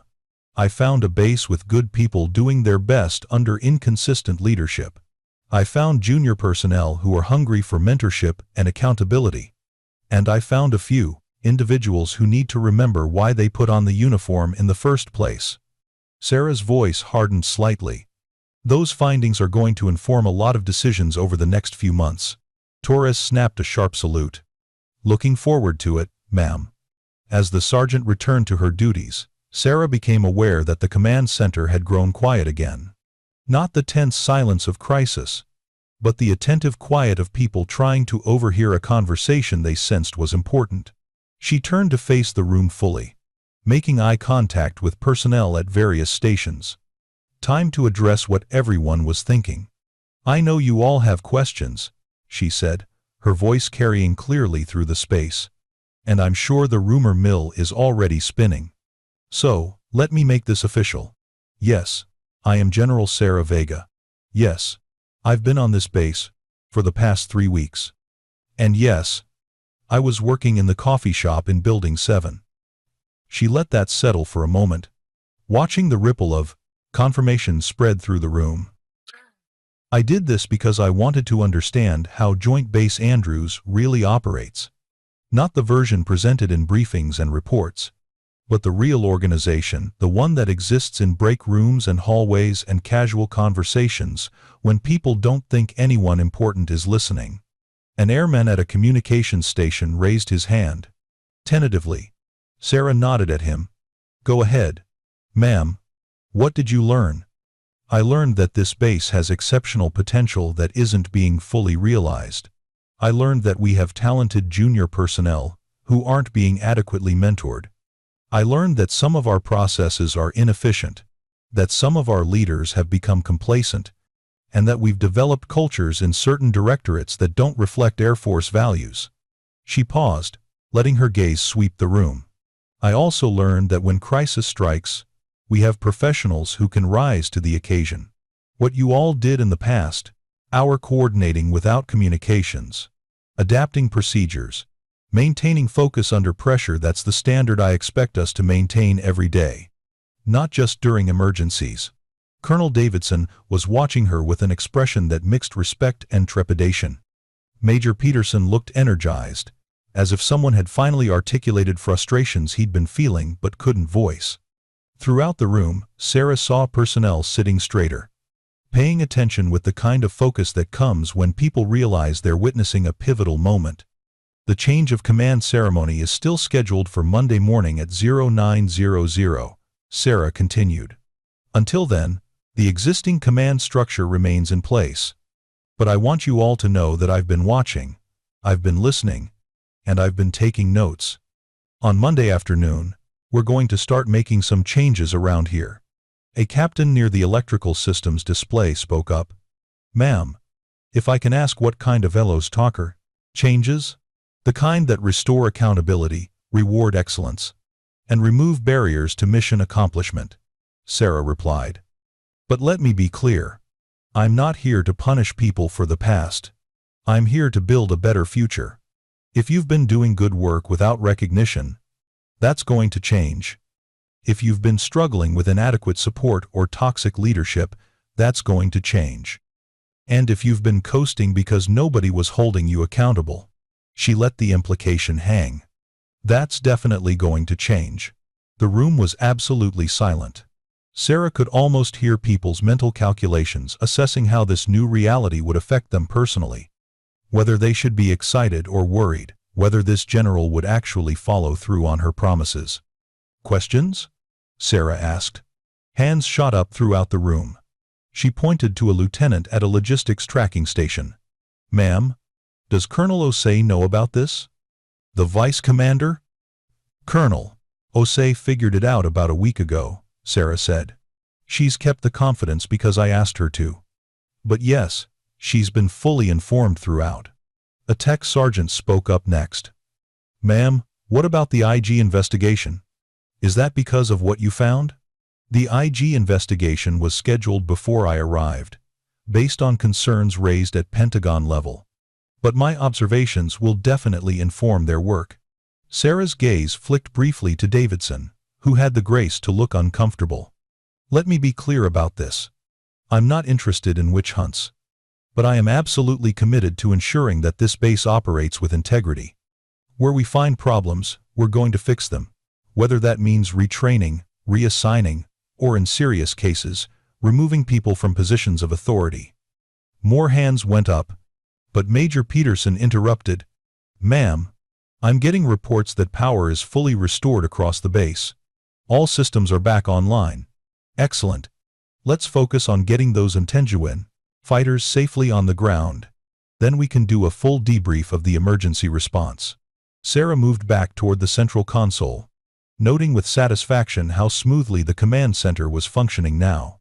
Crisis had a way of clarifying priorities and cutting through bureaucratic friction. Through the window, she watched the first fighter and F-16 touch down on the runway, followed 30 seconds later by its wingman. Both aircraft landed cleanly. Taxis turned toward the ramp without incident. The emergency was officially over. All aircraft safely recovered. Captain Rodriguez reported. "No injuries, no damage. Medical supplies from the C-17 are being offloaded for transport to the hospital."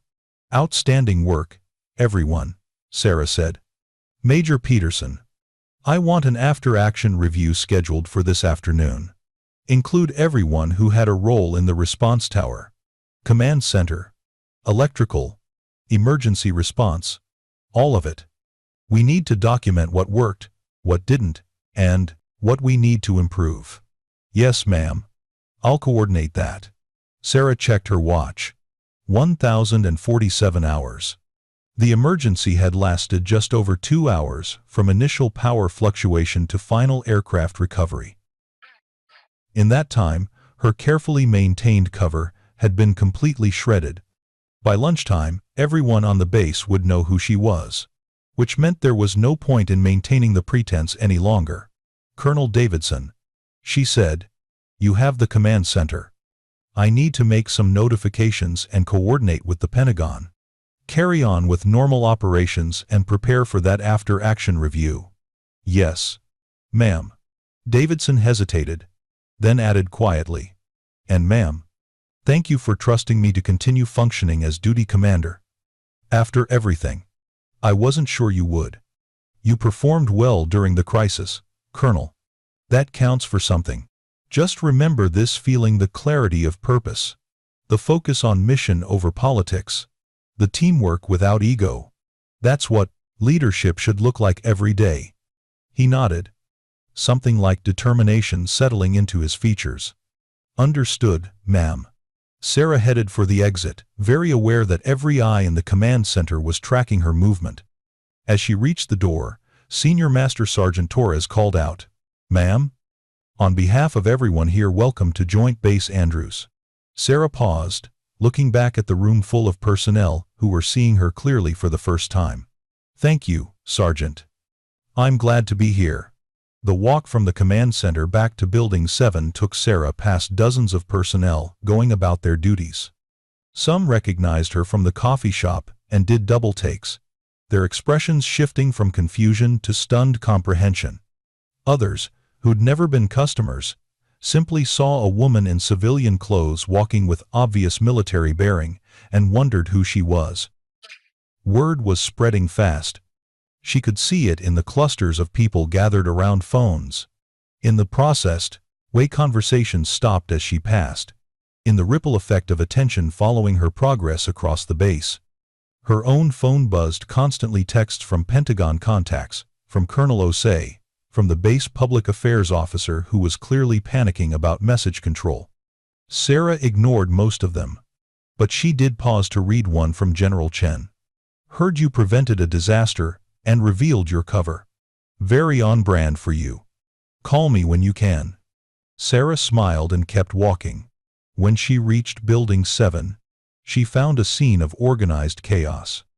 The coffee shop was packed with personnel, all buzzing with speculation about the emergency and the revelation about their new commanding general. Linda saw her coming through the window and rushed to open the door. Sarah, I mean, General ma'am. I don't even know what to call you anymore. Sarah is fine for now, she said, slipping inside. How are things here? Crazy. Everyone's talking about what happened. Half the base thinks you're some kind of undercover superhero. The other half is trying to remember if they said anything embarrassing in front of you over the past 3 weeks. Linda's expression turned more serious. Are you really a 4-star general?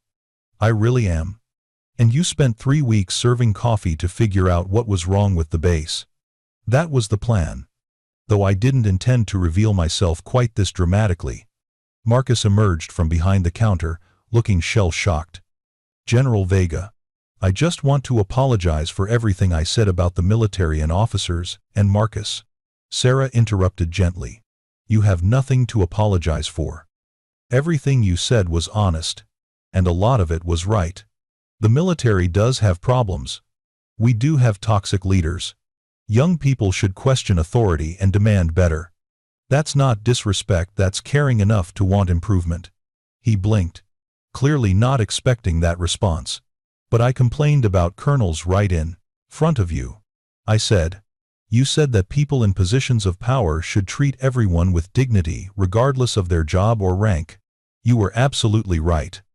And I intend to make sure that standard is enforced here. Linda was studying Sarah with new appreciation. You know, I told my ex-husband once that the best officers I met were the ones who didn't need to tell you they were officers. You could just see it in how they treated people, how they made decisions. I think I understand now what I meant.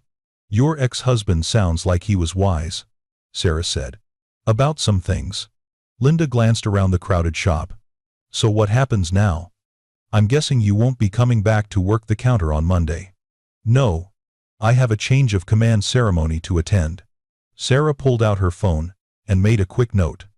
But Linda, I want to talk to you next week about your observations of base operations.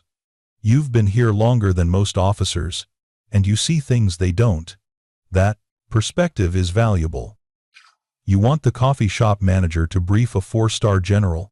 I want someone who understands this base's culture to help me improve it. The fact that you run the coffee shop doesn't make your insights less valid, it probably makes them more so. The door opened, and Colonel Osei entered, accompanied by Brigadier General Williams. The crowded shop went quiet as personnel recognized the senior leadership. Osei's eyes found Sarah immediately. General Vega, she said formally, then allowed a small smile. I take it the cat's out of the bag? More like the cat prevented a C-17 from hitting a truck on the runway. Williams added, moving to shake Sarah's hand. I've been in the operations loop. That was impressive crisis management, ma'am.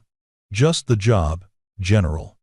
Though I appreciate the cascading electrical failure waiting until 3 days before my change of command to occur. Very considerate timing. Williams chuckled. We try to provide a proper welcome for all our new COs. Though usually we skip the part where they're serving coffee incognito for 3 weeks. About that, Osei interjected. Ma'am, we should probably discuss message control. The rumor mill is currently trading theories that range from plausible to completely insane. Public Affairs is having a field day. Sarah considered this. Set up a base-wide commander's call for this afternoon. 1,600 hours in the main auditorium. I'll address everyone at once, answer questions, and establish expectations before the formal change of command. You want to give a commander's call before you're officially in command? Osei asked. I want to be honest with people about what's been happening and what's going to change. Waiting until Monday just gives the rumor mill more time to build false narratives. Sarah glanced around the coffee shop, where every customer was pretending not to listen while clearly hanging on every word. Besides, I think we're past the point of maintaining operational security. Williams nodded approvingly. I'll coordinate with public affairs and the auditorium. Ma'am, I should also inform you that the Pentagon has been calling. Secretary of the Air Force wants a brief on the emergency response. I'll call her within the hour. Anything else urgent? The IG team has heard about your presence on base and wants to expedite their investigation timeline. They're requesting permission to begin interviews this weekend, instead of waiting until Tuesday. Sarah thought about Colonel Davidson, about the Vanguard Aerospace situation, about all the other small corruptions and compromises she'd observed over 3 weeks. Tell them they can start tomorrow. I'll provide them with my observations as a baseline, and they can take it from there. Yes, ma'am. Williams hesitated, then added, Ma'am, if I may, what you did here, the undercover evaluation, it's going to make waves. Some people at the Pentagon aren't going to like that. An incoming commander went around normal channels. Then, they can bring their concerns to me directly, Sarah said calmly. I did what I thought was necessary to understand this base's real challenges. If that ruffles feathers, I can live with that. Just wanted to make sure you knew what you were walking into. General Williams. I've been walking into difficult situations for 32 years. This is just another day at the office. Osei laughed. I think you're going to fit in just fine here, ma'am. Come on. Let's get you back to your actual quarters. You can't run this base from a coffee shop. Why not? Sarah asked with a slight smile. I've learned more here in 3 weeks than I would have in 3 months of official briefings. But she followed them toward the exit, pausing only to look back at Linda and Marcus. Thank you both for everything. You made these 3 weeks bearable, and you gave me insight I couldn't have gotten anywhere else. Linda waved away the thanks. Just promise me one thing, General. When you make your changes, remember what it's like to be at the bottom of the food chain. Remember how it feels when someone dismisses you, because they think your job doesn't matter. I promise, Sarah said. I won't forget. The base auditorium was packed by 1550 hours. Personnel from every unit, every directorate, every corner of Joint Base Andrews had crammed into seats or stood along the walls, all waiting to hear from the general who'd been hiding in plain sight for 3 weeks. Sarah stood in a side room with Osei and Williams, reviewing her notes. She'd decided against a prepared speech. This needed to feel like a conversation, not a formal briefing. You nervous? Osei asked. Oddly, no. I was more nervous serving coffee to colonels than I am addressing a few thousand personnel. That's because you're back in your element now, Williams observed. Command presence, strategic communication, shaping organizational culture. This is what you're trained for. A knock on the door interrupted them. Lieutenant Torres stuck her head in. Ma'am, we're ready whenever you are. Base Command Chief and Vice Commander will introduce you. Thank you, Lieutenant. Sarah straightened her civilian clothes. She'd considered changing into uniform, but decided against it. Let them see her as they'd known her, at least for this one conversation. She walked onto the stage to find every seat filled and personnel standing in the aisles.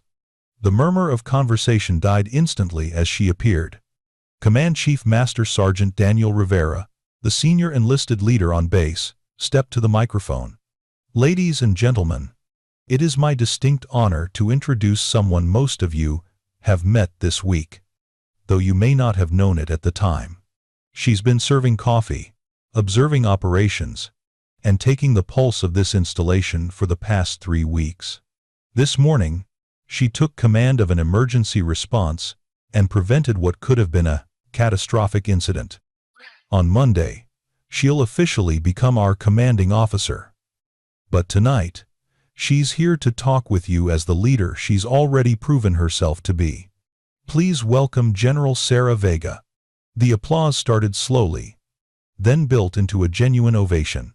Sarah stepped to the microphone, waited for the noise to subside, and began. Thank you, Chief. And thank you all for coming on short notice.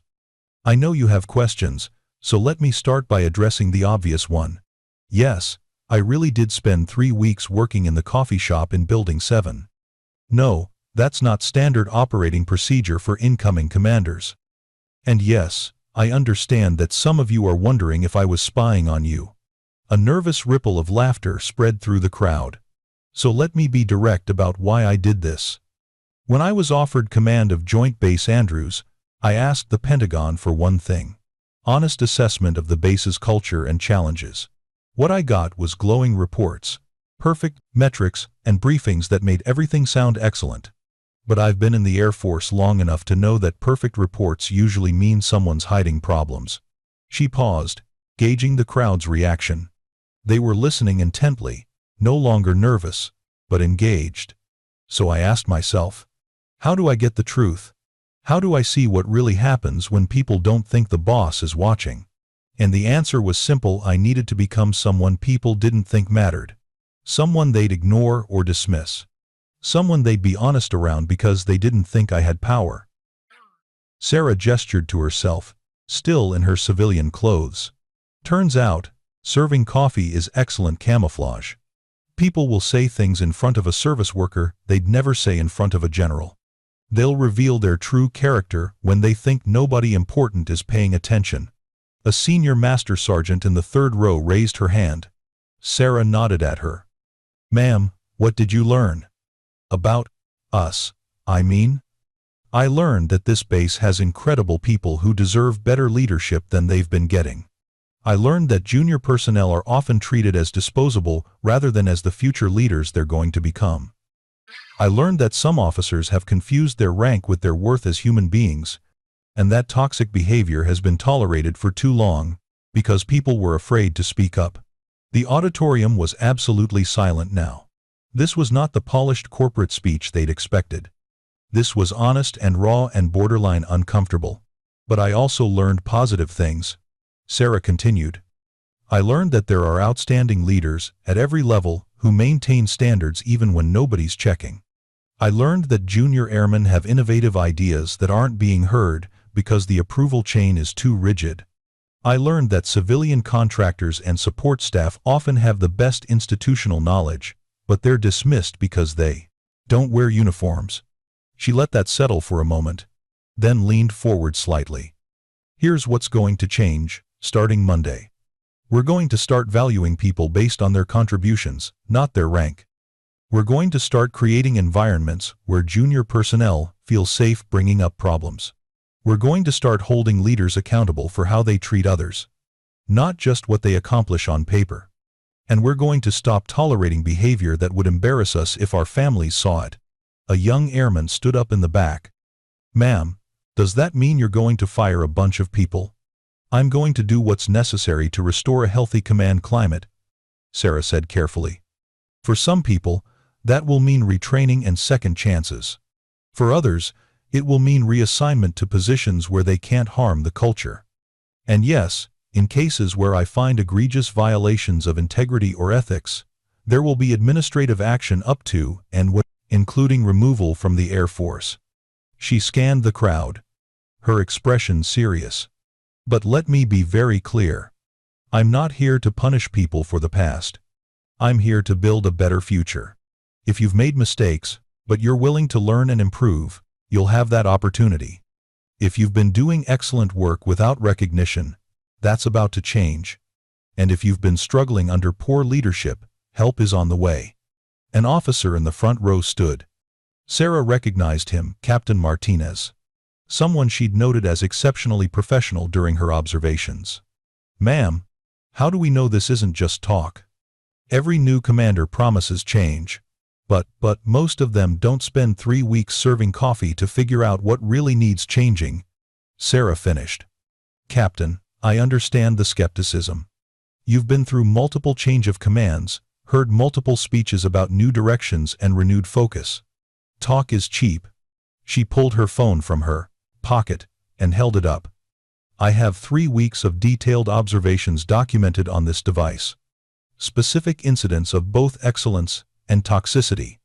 Names, dates, Situations.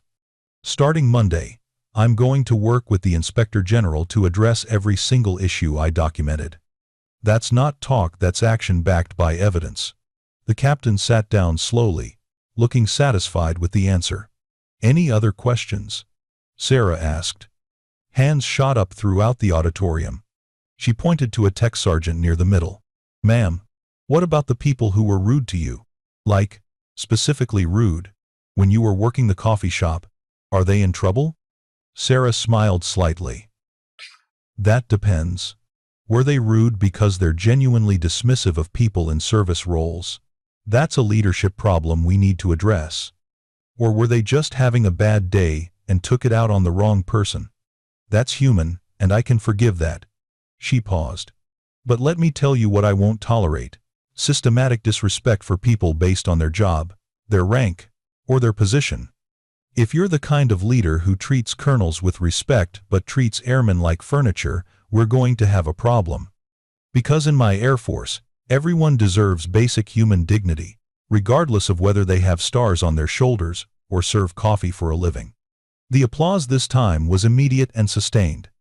Sarah waited for it to fade, then pointed to another raised hand. Ma'am, an older master sergeant asked, what should we do if we've witnessed the kind of behavior you're talking about? Do we report it now or wait for the IG investigation? Both, Sarah said. If you have information relevant to the IG's work, please provide it to them.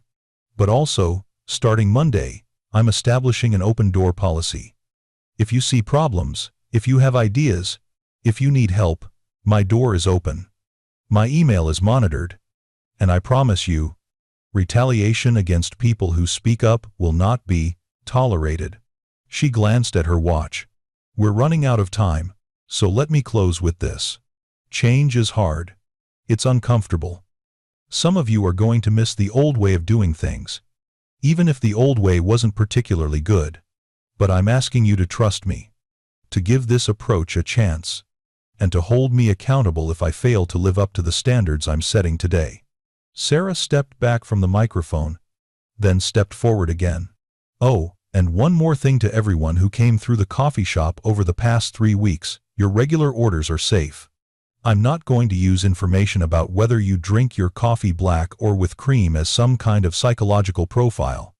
That part really was just about making good coffee. Laughter rippled through the crowd, breaking the tension. Sarah smiled. Thank you all for your time. I'll see you Monday morning at the change of command ceremony. Until then, carry on with your duties. And feel free to gossip about this meeting as much as you want. At this point, I think we're past worrying about rumors. She left the stage to another round of applause, this one mixed with excited conversation. As she exited into the side corridor, she found Colonel Osei waiting with an expression of amazed respect. Ma'am, that was either the best commander's call I've ever witnessed, or the most dangerous. I can't decide which. Why not both? Sarah replied. Now, I need to get back to my actual quarters, call the secretary, and prepare for what's going to be a very interesting Monday. But first, she pulled out her phone and composed a quick text to Linda. Thanks for letting me borrow your car during the emergency. It's parked back at Building 7. Also, you're getting a commendation for how you handled the situation. Leaders come in all forms, and you've been leading that coffee shop better than some colonels lead their units. Sarah looked up to find Williams and Osei both watching her with expressions she couldn't quite read. What? She asked. Just remembering why General Chen recommended you for this assignment, Williams said. She told me you had a gift for seeing what others miss and fixing what others ignore. I'm starting to understand what she meant. I'm just doing the job, Sarah said. But she knew it was more than that. For 3 weeks, she'd walked in shoes most generals never experienced. She'd been dismissed, ignored, and underestimated. She'd seen how power dynamics played out when people thought they were safe from consequences. And now, with full command authority about to be officially hers, she was going to use those lessons to transform Joint Base Andrews into the organization it should have been all along. Monday morning couldn't come fast enough. Monday morning arrived with crystalline clarity, the kind of perfect autumn day that seemed designed for ceremony. Sarah woke at 430 inches, her temporary quarters, the VIP suite they'd hastily prepared for her after Friday's revelation. She went through her pre-flight routine, as she'd always called it, run, shower, mental checklist of the day's objectives. Today's objective was simple in concept, complex in execution. Officially assume command of Joint Base Andrews and begin the transformation she'd promised. She dressed in her service dress uniform for the first time since arriving on base. The weight of it felt familiar, and right, the blue fabric crisp, the 4 stars on each shoulder catching the light. She pinned on her wings, her ribbons, each representing deployments, commands, campaigns, the bronze star, with Valor device, the purple heart from that ugly day over Baghdad when her F-16 had taken fire, the Defense Superior Service Medal, 32 years of service compressed into colored fabric and metal. In the mirror, she looked every inch the 4-star general. It was a dramatic transformation from the woman in khaki pants and a cardigan who'd served coffee just 3 days ago. Her phone buzzed with a text from General Chen. "Today's the day.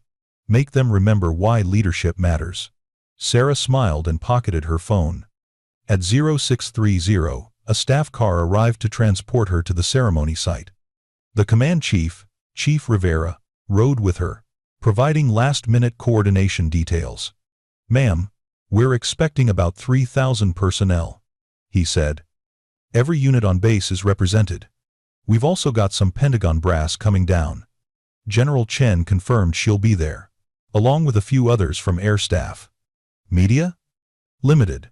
Just base public affairs and Air Force magazine. After your commander's call Friday.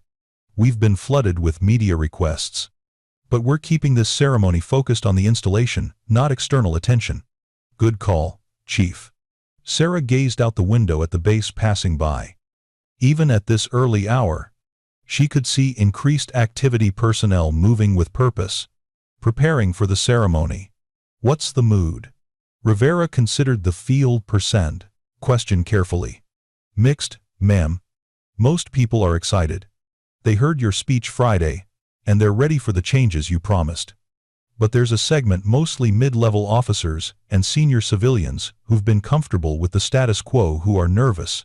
They're not sure what your leadership is going to mean for them. They should be nervous if they've been part of the problem," Sarah said. "But tell me, Chief, what's your assessment? No sugarcoating. What are the real challenges I'm facing?" The chief studied her for a moment, then seemed to make a decision. "Ma'am, you've inherited a base where the unofficial culture has drifted far from Air Force standards. Not everywhere, but in enough places that it affects overall climate. Junior enlisted feel like their voices don't matter. CGO's company-grade officers are frustrated because good ideas get shot down by field grades protecting their turf. And civilians feel like second-class citizens despite being critical to mission success." "That matches what I observed," Sarah said. "What else?" "Contractor relationships are too cozy. Acquisition processes are being gamed. And we've got a few officers who've learned to work the system. They know how to look good on paper while running toxic organizations underneath." Rivera met her eyes. "The IG investigation is going to find things, ma'am. Some of them are going to be ugly. I'm counting on it," Sarah replied. "Chief, I need you to do something for me.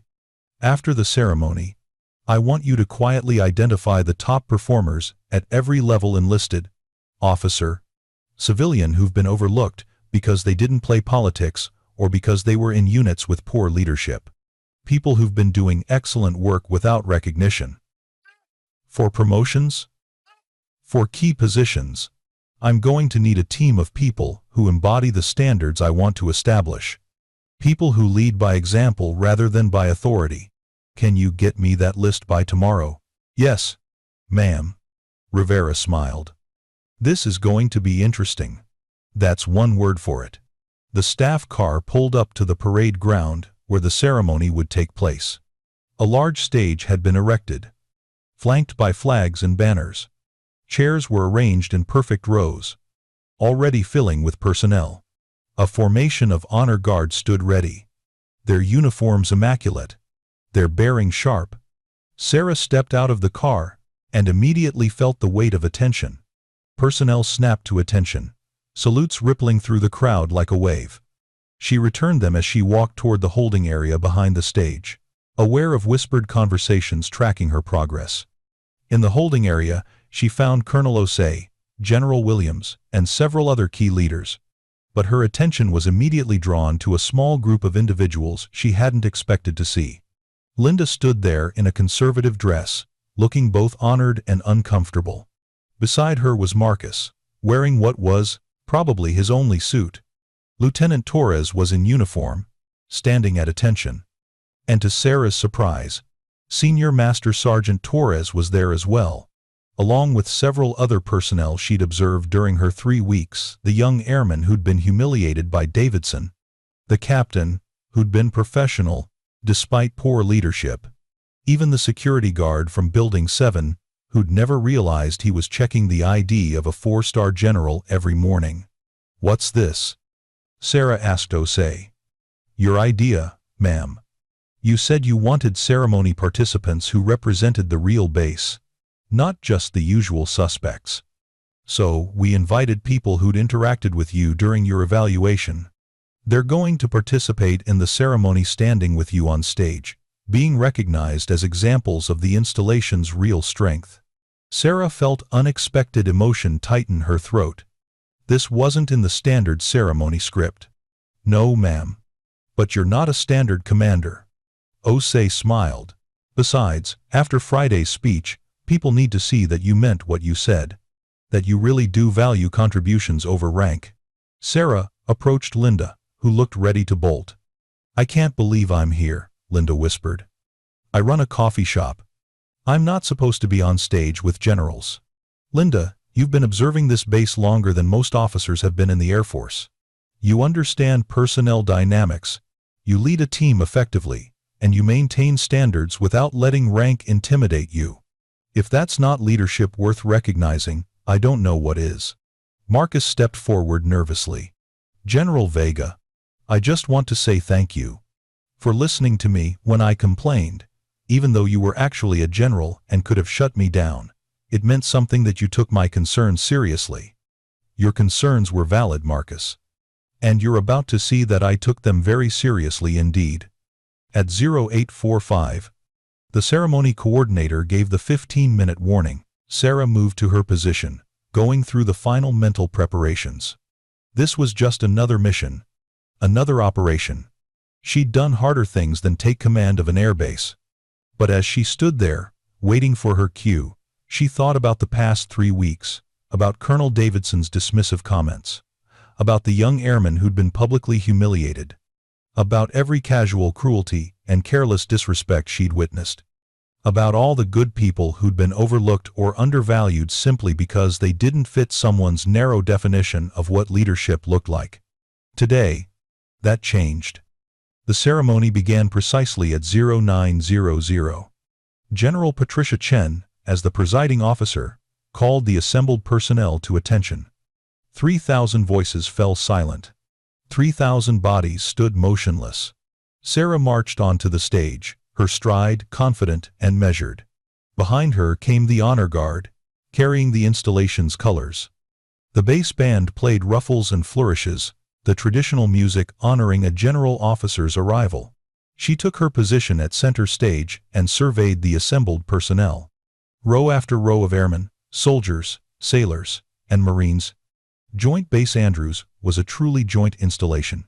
Hundreds of faces looked back at her with expressions ranging from curiosity to hope to apprehension. General Chen stepped to the microphone. "Ladies and gentlemen, we are here to witness the change of command for Joint Base Andrews, transferring authority from the outgoing commander to Major General." She paused deliberately. "I'm sorry. General Vega has been promoted to Lieutenant General Sarah Vega." A ripple of surprise spread through the crowd. Sarah maintained her composure, but internally she smiled. Chen had kept that promotion quiet, timing the announcement for maximum impact. 3 stars now. 1 step below the highest rank in the Air Force. Chen continued. General Vega brings an exceptional record of service to this command. Fighter pilot with over 3,000 hours. Combat veteran of 3 theaters. Former wing commander. Former numbered Air Force commander. And most recently, Director of Strategic Planning at the Pentagon. But, more importantly, Chen's expression grew more serious. She brings something this installation has needed for some time. The courage to see things as they really are, not as we wish them to be.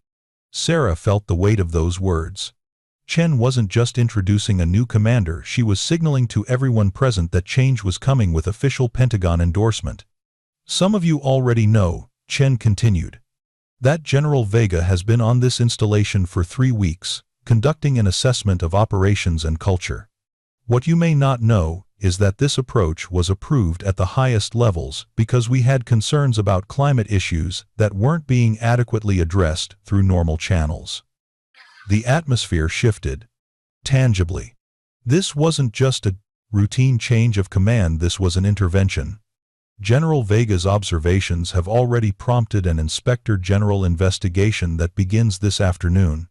Her assessment will inform changes to leadership, processes, and accountability standards across this installation. This is not punishment, this is correction. This is the Air Force taking care of its people by ensuring they are led with integrity, competence, and respect. Chen turned to Sarah. General Vega, you have earned the trust of senior leadership through your record of service. You have earned the respect of this base's personnel through your character and courage. And you have earned your position here through competence demonstrated under pressure. I can think of no one better suited to lead Joint Base Andrews into its next chapter. She extended her hand. Sarah stepped forward and accepted the installation's guidon, the flag representing command authority from the outgoing commander. The symbolic transfer was complete. Sarah was now in command. She moved to the microphone. The guidon staff held firmly in her left hand. For a moment, she simply looked out at the assembled personnel, making eye contact with individuals throughout the formation. She could see Linda and Marcus on stage behind her, visible to everyone. She could see Colonel Davidson standing in the field grade officer section, his expression unreadable. She could see junior airmen in the back rows, standing a little straighter now, hope visible in their young faces. 3 weeks ago, Sarah began, her voice carrying clearly across the parade ground. I arrived at this base with one goal: to understand how it really operates. Not the official version, not the briefing-ready version, but the truth. So I did something unusual. I took off my stars and put on an apron. I served coffee. I listened to conversations. I watched how people treated each other when they thought no one important was paying attention. She paused, letting the moment breathe. What I found was both inspiring and troubling. I found airmen, soldiers, sailors, and Marines doing exceptional work under difficult conditions. I found civilians who are the backbone of this installation's operations. I found junior leaders with innovative ideas and senior leaders maintaining standards. But I also found toxic cultures in certain organizations. I found good people being driven away by poor leadership. I found talent being wasted and excellence going unrecognized. Her voice hardened slightly. I found officers who had confused their rank with their worth as human beings, who treated support staff like furniture, who created climates of fear rather than climates of trust. And I found that this behavior had been tolerated for too long because people were afraid to speak up or because those with the authority to act chose not to see the problem. The parade ground was absolutely silent except for the snap of flags in the breeze. That ends today, Sarah declared. Starting now, we are going to operate by a simple principle. Everyone matters. The airman serving in the dining facility matters as much as the colonel in the command center. The civilian contractor maintaining our facilities matters as much as the pilot flying our aircraft. Because without all of them, without each of you, this mission fails. She gestured toward Linda and the others standing behind her. These individuals represent the real strength of this installation. They're not here because they have impressive ranks or prestigious positions. They're here because they exemplify the standards we need. Competence, integrity, respect, and courage. Linda Chen runs the coffee shop in Building 7 with better leadership than some officers run their squadrons. Marcus Rivera is a college student who had the courage to question toxic behavior even though he's not military. These people are what right looks like. Sarah's gaze swept across the formation. Again. I know some of you are nervous about what comes next. Change is uncomfortable. But I'm asking you to trust in this process. If you've been doing good work, you're going to be recognized and empowered. If you've been struggling under poor leadership, that's about to change. And if you've been part of the problem, she let the implication hang. Then you have a choice. Embrace the new standards, or find somewhere else to serve. She softened her tone slightly. But I want to be clear. This is not a witch hunt. I'm not here to punish people for the past. I'm here to build a better future. Everyone will get a fair chance to meet the standards we're establishing. Some of you will need retraining. Some will need mentoring.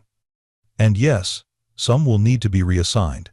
But the goal is always the same: to create an organization where everyone can perform at their best, where talent is developed and excellence is rewarded, and where our mission is accomplished with integrity. Sarah paused, then delivered the line she'd been crafting all weekend. For 3 weeks, I walked among you as someone you thought didn't matter. Someone you could ignore, dismiss, or treat poorly without consequences. Some of you passed that test. You showed me character and integrity, regardless of who was watching. But some of you failed. And that failure has consequences. Not because I'm vindictive, but because the Air Force cannot afford leaders who only show respect to those they consider important. She could see the impact of those words rippling through the formation. Officers shifting uncomfortably. Senior NCOs nodding in agreement. Junior enlisted personnel standing taller, validated by someone at the highest level acknowledging what they'd experienced. So, here's my promise to you. Sarah continued. My door is open. My email is monitored. If you see problems, speak up. If you have ideas, share them. If you need help, ask for it.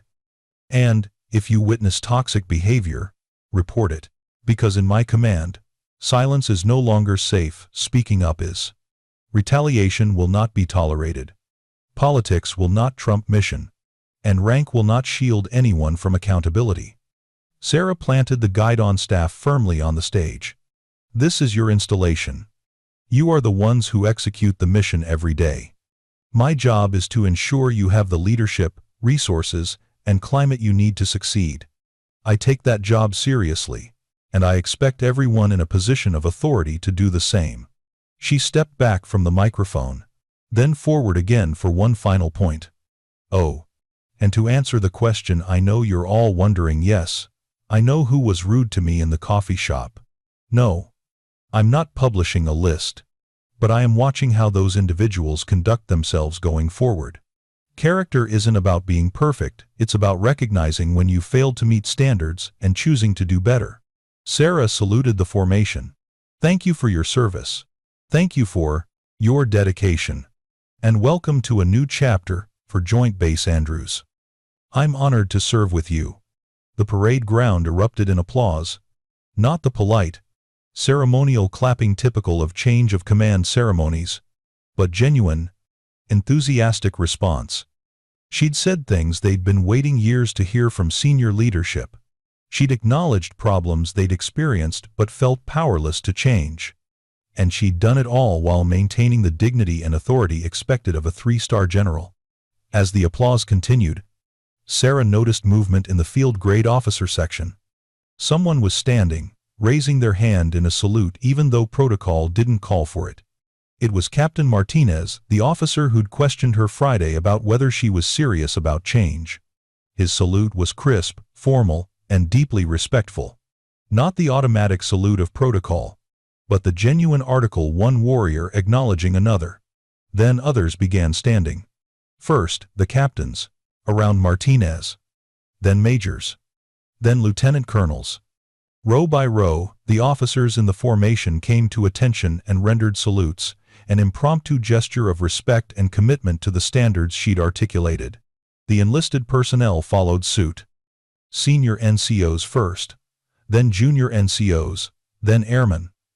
Within moments, 3,000 personnel were standing at attention, saluting not because regulation required it, but because they chose to. Sarah felt the weight of the moment, the responsibility, the trust, the hope they were placing in her leadership. She held her salute, maintaining it as the wave of respect washed over the parade ground. On stage behind her, she heard movement. She glanced back to see Linda standing at attention, her hand raised in an approximation of a salute civilian form. Not quite right, but the intent clear. Marcus had followed suit. So had the other civilians on stage, each offering their own version of respect. General Chen stepped to Sarah's side, also saluting, a broad smile on her face. "Well," she murmured quietly, "I'd say you've got their attention. Now comes the hard part." Sarah replied, "Living up to it." The ceremony concluded with traditional honors, the bass band playing, colors being retired, formations marching off. But the atmosphere had fundamentally changed.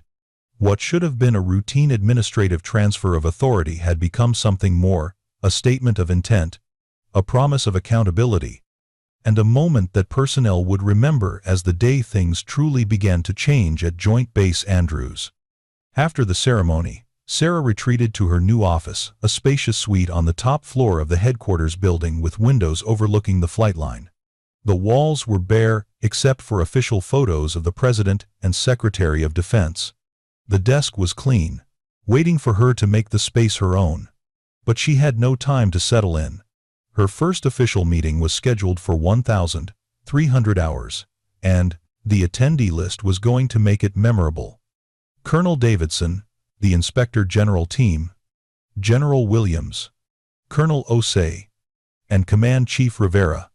It was time to address the Vanguard Aerospace situation directly. Sarah spent the intervening hours in back-to-back meetings, courtesy calls from squadron commanders, briefings on operational status, coordination with her Pentagon sponsors. She grabbed lunch at her desk, reviewing the documentation she'd compiled during her 3-week assessment. At 1,245, Chief Rivera knocked on her door. "Ma'am, everyone's assembled in the conference room. Ready when you are. Give me 2 minutes." "Chief." Sarah stood at her window, looking out at an aircraft landing on the runway, the same runway where a maintenance truck had nearly caused disaster Friday morning. She thought about leadership, about accountability, about the difficult conversations that came with command authority. Then she squared her shoulders and headed for the conference room. The conference room was designed for exactly this kind of meeting, serious, formal, consequential. A long table dominated the space, flanked by chairs. Screens on the walls were dark, waiting to display evidence. Colonel Davidson sat at the far end, his posture rigid. The IG Team 3 officers and a civilian investigator occupied one side of the table. Williams, Osei, and Rivera sat opposite them. Everyone stood as Sarah entered. "Take your seats," she said, moving to the head of the table. "Let's dispense with excessive formality. We have serious business to address." She opened her tablet and pulled up her notes from the Vanguard meeting she'd witnessed. "Colonel Davidson, you know why you're here. The IG team has been briefed on my observations regarding potential acquisition impropriety. But before they begin their formal investigation, I want to hear your account directly. What's your relationship with Vanguard Aerospace Systems?" Davidson's jaw worked for a moment before he spoke.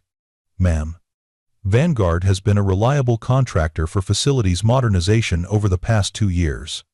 They've completed 7 projects on this installation, all on time and within budget. They've become our preferred vendor for certain types of work because they've proven themselves." "And what's the source selection process for these contracts?" one of the IG investigators asked, a lieutenant colonel with a JAG insignia. "Standard competitive bidding for contracts over the simplified acquisition threshold. For smaller projects, we use GSA schedule prices and select based on past performance and technical capability, but not actual competition," the investigator pressed. "You're sole sourcing based on past performance?" Davidson shifted uncomfortably. Only within regulatory limits. We're not violating FAR federal acquisition regulation. Sarah intervened. Colonel, I'm not a contracting officer. But I've been around long enough to know there's a difference between technically legal and genuinely ethical. What I witnessed last Friday suggested you were coordinating with Vanguard to position contracts for approval before I could review them. That's not illegal, but it suggests you knew something wouldn't withstand scrutiny. Ma'am. Davidson stopped, seemingly wrestling with what to say. You're right. I knew some of our contracting decisions would look questionable to fresh eyes. Vanguard had become convenient. They made things easy. They knew our processes. They anticipated our needs. They delivered quality work. It never occurred to me to question whether we were giving them inappropriate advantages. Did they offer you anything? The IG investigator asked bluntly. Future employment? Gifts? Gratuities? No. Davidson's response was immediate and firm. Nothing like that. They never offered. I never asked. This wasn't corruption in the traditional sense. It was just laziness. Comfort. Taking the path of least resistance, because it was easier than doing genuine market research for every project. The investigator made notes. We'll need to review all contracts, all communications, all selection documentation. This could take weeks. Sarah leaned forward. Colonel Davidson, I want you to understand something. If the IG finds evidence of intentional fraud or corruption, I will support whatever actions they recommend, up to and including court-martial. But if what they find is poor judgment, inadequate oversight, and ethical drift, those are problems we can address through retraining and monitoring. Davidson met her eyes. Ma'am, I appreciate that. But I'm not sure I deserve. What you deserve isn't the point. Sarah interrupted. The point is, whether you're capable of learning from this, of becoming the leader you should have been all along. I saw you during Friday's crisis. You were competent, calm, effective. That's the officer I need you to be consistently, not just during emergencies. She turned to the IG team. I want this investigation completed within 30 days. Full accounting of all Vanguard contracts. Comparison with market prices for similar work. Assessment of whether any regulatory violations occurred. But I also want your recommendation on remediation, what training, oversight, or process changes we need to prevent this from happening again. Yes, ma'am. The lead investigator responded. We'll provide interim reports weekly. Colonel Davidson, Sarah continued. During this investigation, you're restricted from any involvement in contracting decisions. General Williams will assign an interim director for facilities acquisitions. You'll focus on your operational responsibilities and cooperate fully with the IG. Understood? Yes, ma'am. One more thing. Sarah's voice took on a harder edge. Your treatment of personnel over the past years, the dismissiveness, the casual cruelty, the toxic climate you created that's separate from the contracting issue. The IG will also be investigating command climate in your directorate. I expect that investigation will find significant problems. Davidson nodded slowly. It will, ma'am. I know it will. I've been a poor leader in ways that had nothing to do with contracts or regulations. I've treated people badly, and I have no excuse for it. The admission surprised Sarah. She'd expected defensiveness, justifications, the usual repertoire of techniques failing leaders use to deflect accountability. But Davidson was being starkly honest. Why? She asked. Why did you treat junior personnel and support staff so poorly? He was quiet for a long moment. Because I could. Because I outranked them.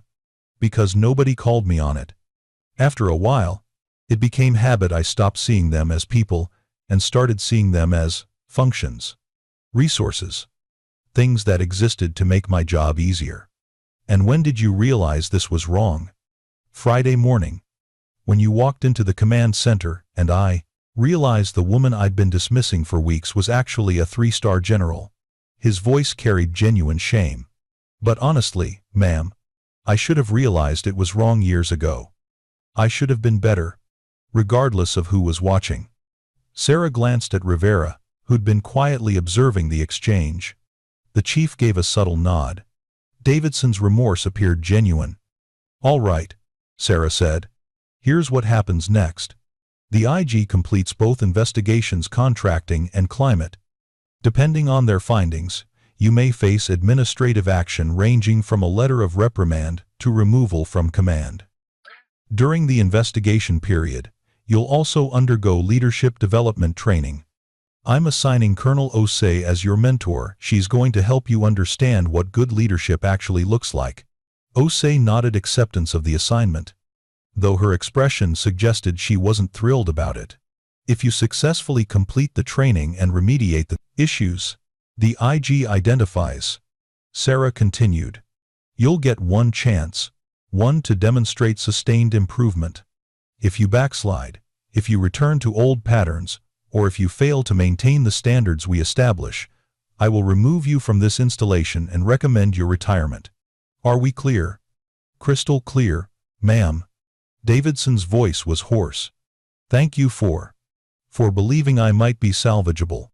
I don't believe anything yet, Colonel. I'm giving you an opportunity to prove yourself. What you do with that opportunity is entirely up to you." Sarah turned to the IG team. "Begin your investigation immediately. I want interim findings by Friday.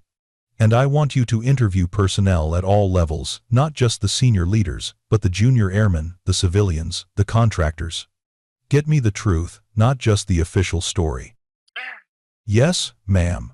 The meeting concluded with Davidson looking both chastened and oddly relieved, as if being held accountable was actually less stressful than trying to hide his failures.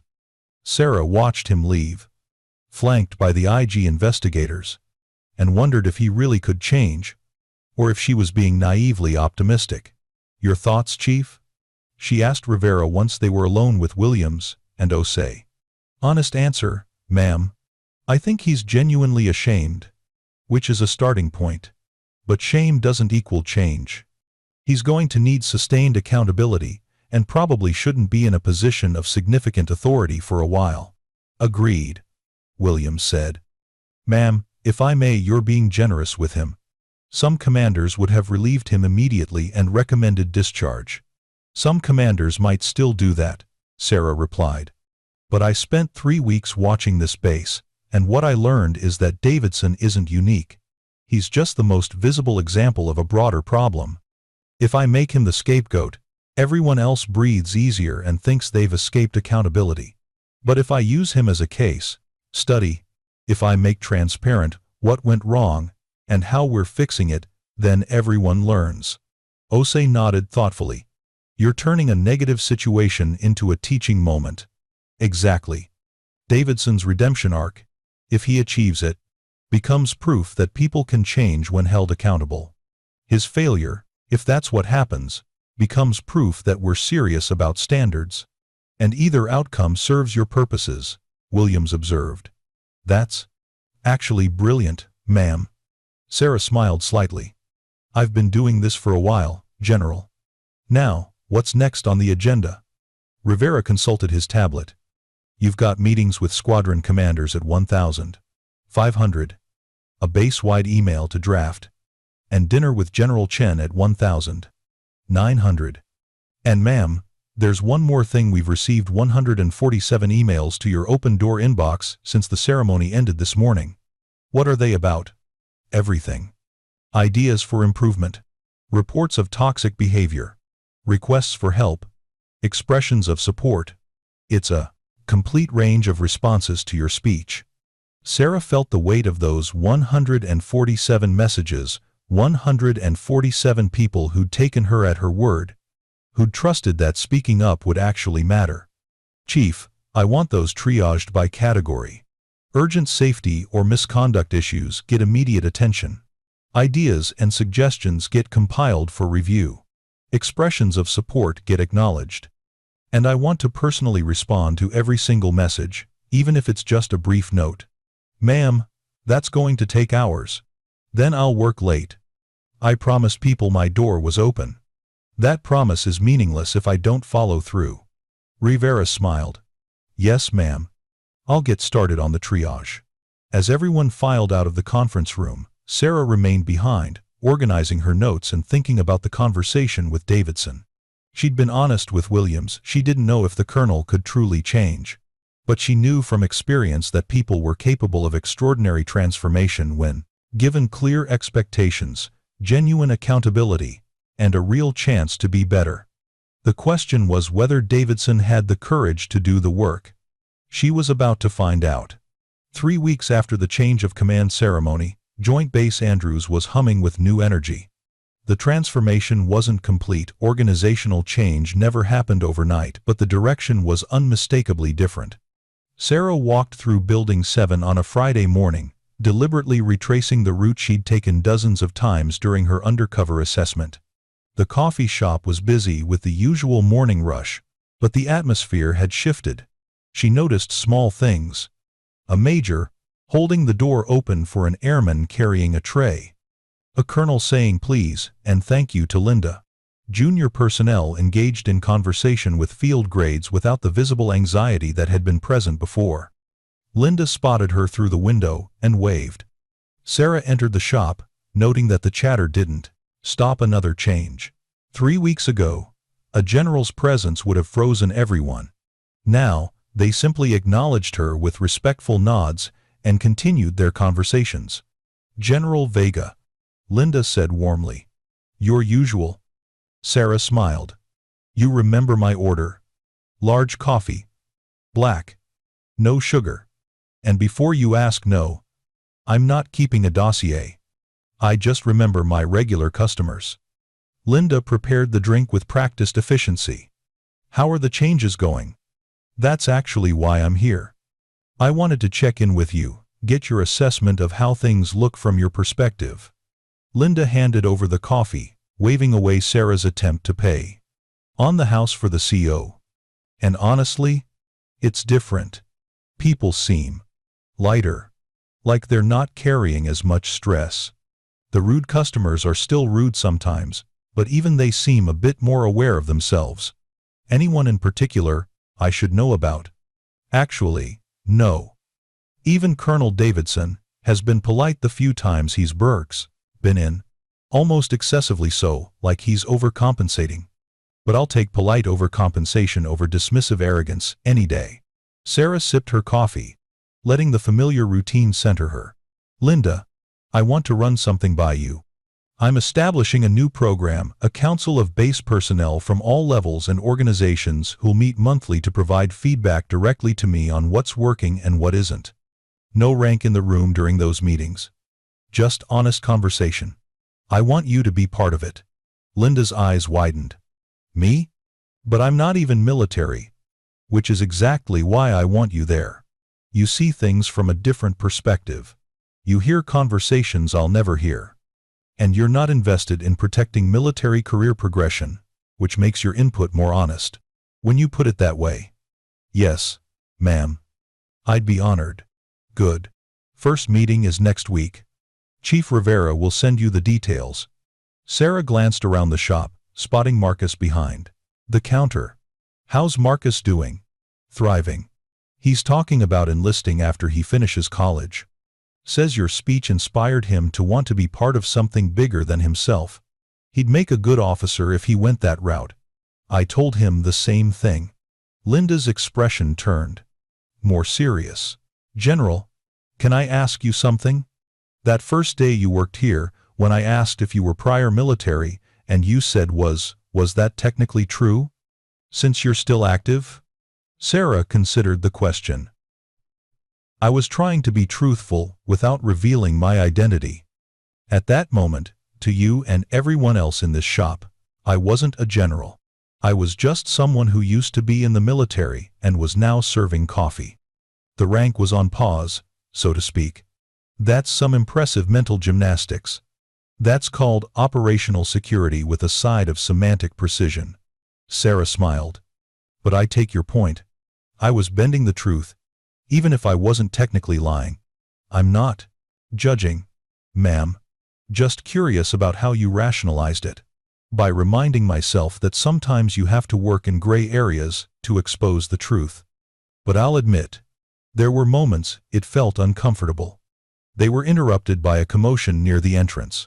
A young airman had stumbled, sending her tray of coffee cups flying. The cups hit the floor with a crash, spraying hot liquid across the tile.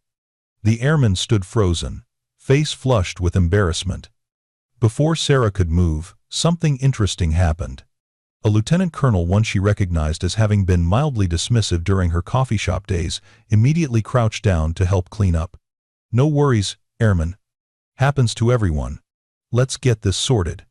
2 other officers joined in, grabbing napkins and helping mop up the spill. No one made jokes at the airman's expense. No one used it as an opportunity to assert superiority. They just helped. "See?" Linda said quietly. "That's new. 3 weeks ago, they have laughed or made some comment about how clumsy junior enlisted are. Now they're helping. Whatever you said to them, ma'am, it's sinking in." Sarah watched the scene with quiet satisfaction. This was what good command climate looked like, not speeches or policies, but people treating each other with basic decency because that was the expected standard. She finished her coffee and handed the cup back to Linda. "Keep watching and listening.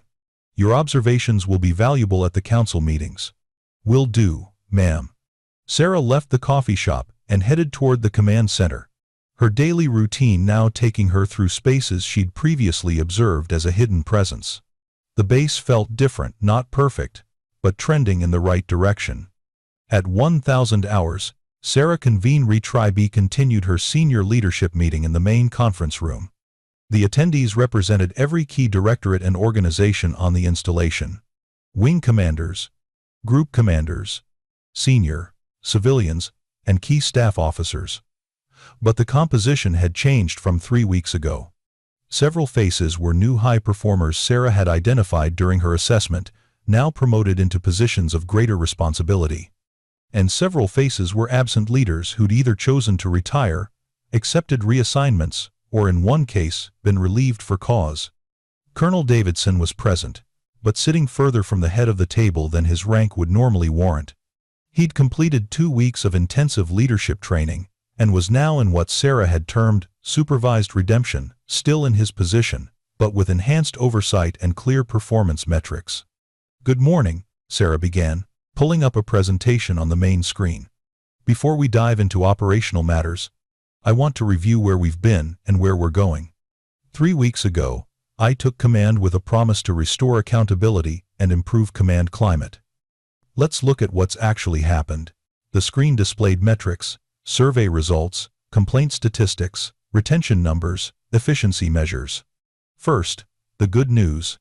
We've seen a 34% decrease in formal complaints filed through IG channels. Now, some of you might interpret that as success. Fewer complaints means fewer problems, right? She paused, gauging reactions. Several officers nodded. "Wrong," Sarah said firmly. "Fewer complaints could mean fewer problems, or it could mean people don't trust the system. What I care about more is this metric." She advanced the slide. "Informal reports through the Open Door program. We've received over 400 emails and in-person reports in 3 weeks. That's not fewer problems. That's more people willing to speak up because they believe something will actually happen." Chief Rivera spoke up. "Ma'am, we've been tracking those reports by category. The largest category is ideas for improvement, basically junior personnel offering suggestions they previously felt they couldn't share. The second largest is reports of toxic behavior, people flagging leaders who are still operating the old way." "And what's our response rate?" Sarah asked. 100%. "Ma'am. Every report has been acknowledged within 24 hours, investigated if appropriate, and resolved or escalated within 72 hours. We've implemented 47 suggestions from junior personnel, investigated 23 toxic leadership claims, substantiated 14 of them, and provided feedback to everyone who submitted a report." Sarah nodded with satisfaction. This is what accountability looks like. Not just punishing bad behavior, but actively listening and responding to our people. Which brings me to the second topic, command climate assessment results. The screen changed to show survey data collected over the past 3 weeks. The numbers were sobering: lower trust scores than Sarah had hoped, persistent concerns about favoritism and unclear standards, significant variation between organizations. These results are not what I'd like to see, Sarah admitted. But they're honest. And honest is better than artificially inflated. Several directorates are showing particularly poor climate scores. Colonel Davidson's is one of them. Davidson straightened in his chair but didn't look away. Sarah gave him credit for that. He could have made excuses or deflected. Colonel Davidson, what's your assessment of your organization's climate issues? Ma'am, the issues are clear. Low trust in leadership, perception of favoritism, inadequate communication, and a history of dismissive behavior toward junior personnel. I take full responsibility for creating that climate. And what are you doing to fix it? 3 things, ma'am. First, I've implemented weekly all-hands meetings where anyone can ask questions or raise concerns without fear of retaliation. Second, I've created a mentorship program pairing senior and junior personnel for professional development. Third, I'm doing individual meetings with every person in my directorate, over 200 people, to hear their concerns directly and commit to specific changes. How many meetings have you completed? 87, ma'am. I'm on track to finish all of them within 6 weeks. Sarah studied him carefully. And what are you hearing in those meetings? Davidson took a visible breath. That I was arrogant, dismissive, and created an environment where people were afraid to bring me problems. That talented people left the directorate because they couldn't stand working for me. That my focus on looking good and metrics came at the expense of taking care of my people. His voice remained steady, despite the harsh self-assessment. And that, while they appreciate the current changes, many are skeptical that I'll sustain them once scrutiny decreases. The conference room was absolutely silent. No one had expected Davidson to be quite that brutally honest in front of his peers. That level of self-awareness is a good start, Sarah said. But you're right to be concerned about sustainability. Which is why your continued tenure in that position is conditional on sustained improvement. Colonel Osei will continue to provide oversight and mentorship for the next 6 months. During that time, we'll conduct quarterly climate surveys specifically for your organization. If scores don't improve, or if you revert to old patterns, we'll have a very different conversation. Understood, ma'am. Sarah turned to address the full group. I'm sharing Colonel Davidson's situation publicly because it illustrates a larger point. Leadership failures don't have to be career-ending if leaders are willing to acknowledge them, learn from them, and do the hard work of change. But, and this is critical, that only works if the change is genuine and sustained. We're not going to paper over problems or pretend everything is fine. We're going to name issues clearly, demand accountability, and support people who are genuinely trying to improve. A wing commander raised his hand. Ma'am, how do we balance accountability with morale? Some people are nervous that any mistake will end their careers. Good question, Colonel. Let me be clear about the distinction I'm making.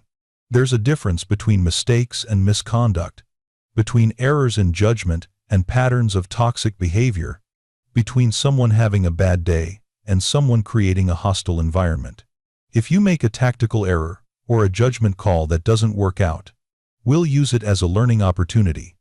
If you consistently treat people poorly, ignore problems, or violate integrity standards, that's when careers are at risk. She advanced to the next slide, showing 3 specific case studies, anonymized but detailed. Case 1. A squadron commander made a decision during an exercise that violated safety protocols. Investigation showed it was an honest mistake under pressure, not recklessness. Result: training, documentation, continued employment. Case 2. A flight commander created a culture where junior officers were afraid to speak up during planning sessions. Investigation showed a pattern over multiple years. Result: removal from command position, reassignment, and leadership training. Case 3. A senior NCO was accused of favoritism in awards and recognition. Investigation showed the accusations were unfounded. The NCO was actually working to correct previous inequities. Result: exoneration and public acknowledgement of their good work. Sarah looked around the table. See the pattern? Context matters. Intent matters. Patterns matter. We're not playing gotcha. We're trying to build an organization where people can take reasonable risks, learn from mistakes, and still be held accountable for consistent failures. Ma'am, a group commander spoke up. What about personnel who were undervalued in the previous climate? How are we recognizing and elevating them? Excellent question. Sarah pulled up another slide showing promotion and recognition statistics. In the past 3 weeks, we've submitted 23 decoration packages for personnel whose contributions were previously overlooked. We've recommended 14 personnel for early promotion consideration. We've reassigned 8 high performers into positions of greater responsibility. And we've created 5 new positions specifically designed to capture talent that was being wasted in dead-end jobs. She clicked to specific examples. Airman First Class Jennifer Martinez, the one who accidentally spilled coffee 3 weeks ago, turns out to be a brilliant programmer.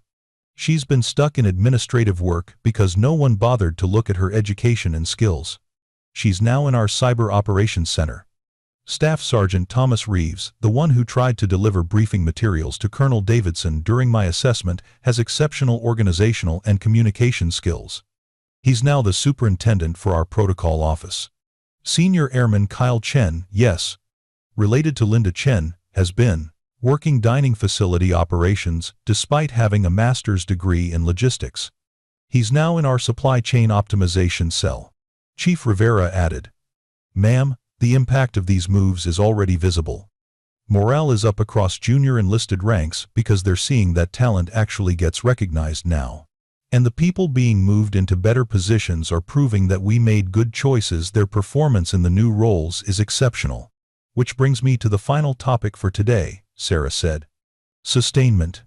Everything we've done over the past 3 weeks is meaningless if it's just a flash of activity that fades when attention moves elsewhere. So, here's how we're going to ensure this becomes the new normal, not just a temporary improvement. She outlined the structure. Quarterly command climate surveys with published results, monthly councils involving personnel from all levels, regular open-door sessions where anyone could meet with senior leadership, a formal mentorship program connecting junior and senior personnel, and most importantly, a revised evaluation system that would measure leaders not just on mission accomplishment, but on how they achieved those results. Starting next evaluation cycle, Sarah explained, every officer and NCO evaluation will include a section on leadership climate. If your subordinates report toxic behavior, if your organization has high turnover, if people request transfers out of your unit, that will be documented and factored into your promotion potential. You can't just achieve results anymore. You have to achieve them the right way. She could see the impact of that announcement. Some leaders looked relieved finally. A system that would reward what they'd been doing all along. Others looked nervous, suddenly aware that their old playbook wasn't going to work anymore. Questions? Sarah asked. A squadron commander raised her hand. Ma'am, what happens if we identify toxic leaders but can't immediately remove them due to manning shortages? Short answer. We deal with manning shortages differently than we tolerate toxic leadership. If we genuinely can't remove someone immediately, we enhance oversight, provide intensive mentoring, and set clear timelines for improvement or removal. But we don't keep toxic leaders in place indefinitely just because it's convenient. The damage they do to culture and people outweighs any short-term operational benefit. More hands went up, and Sarah spent the next 30 minutes fielding questions, clarifying policies, and reinforcing expectations.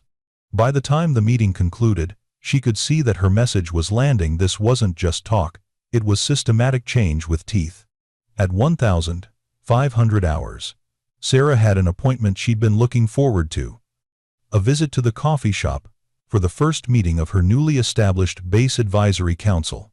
Linda, Marcus, and 8 other personnel from various ranks and positions gathered in the shop's back room, which had been converted into an impromptu conference space. "Welcome," Sarah said, deliberately not sitting at the head of the table.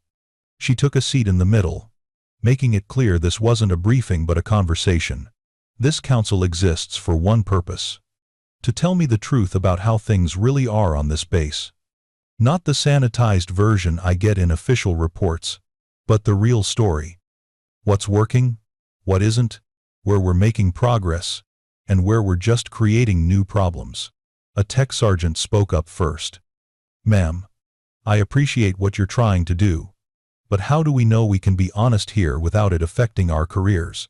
"Fair question," Sarah replied. "Here's my guarantee. Nothing said in this room will result in negative action against anyone for speaking truthfully. If you tell me about a problem, I'm not going to punish you for identifying it.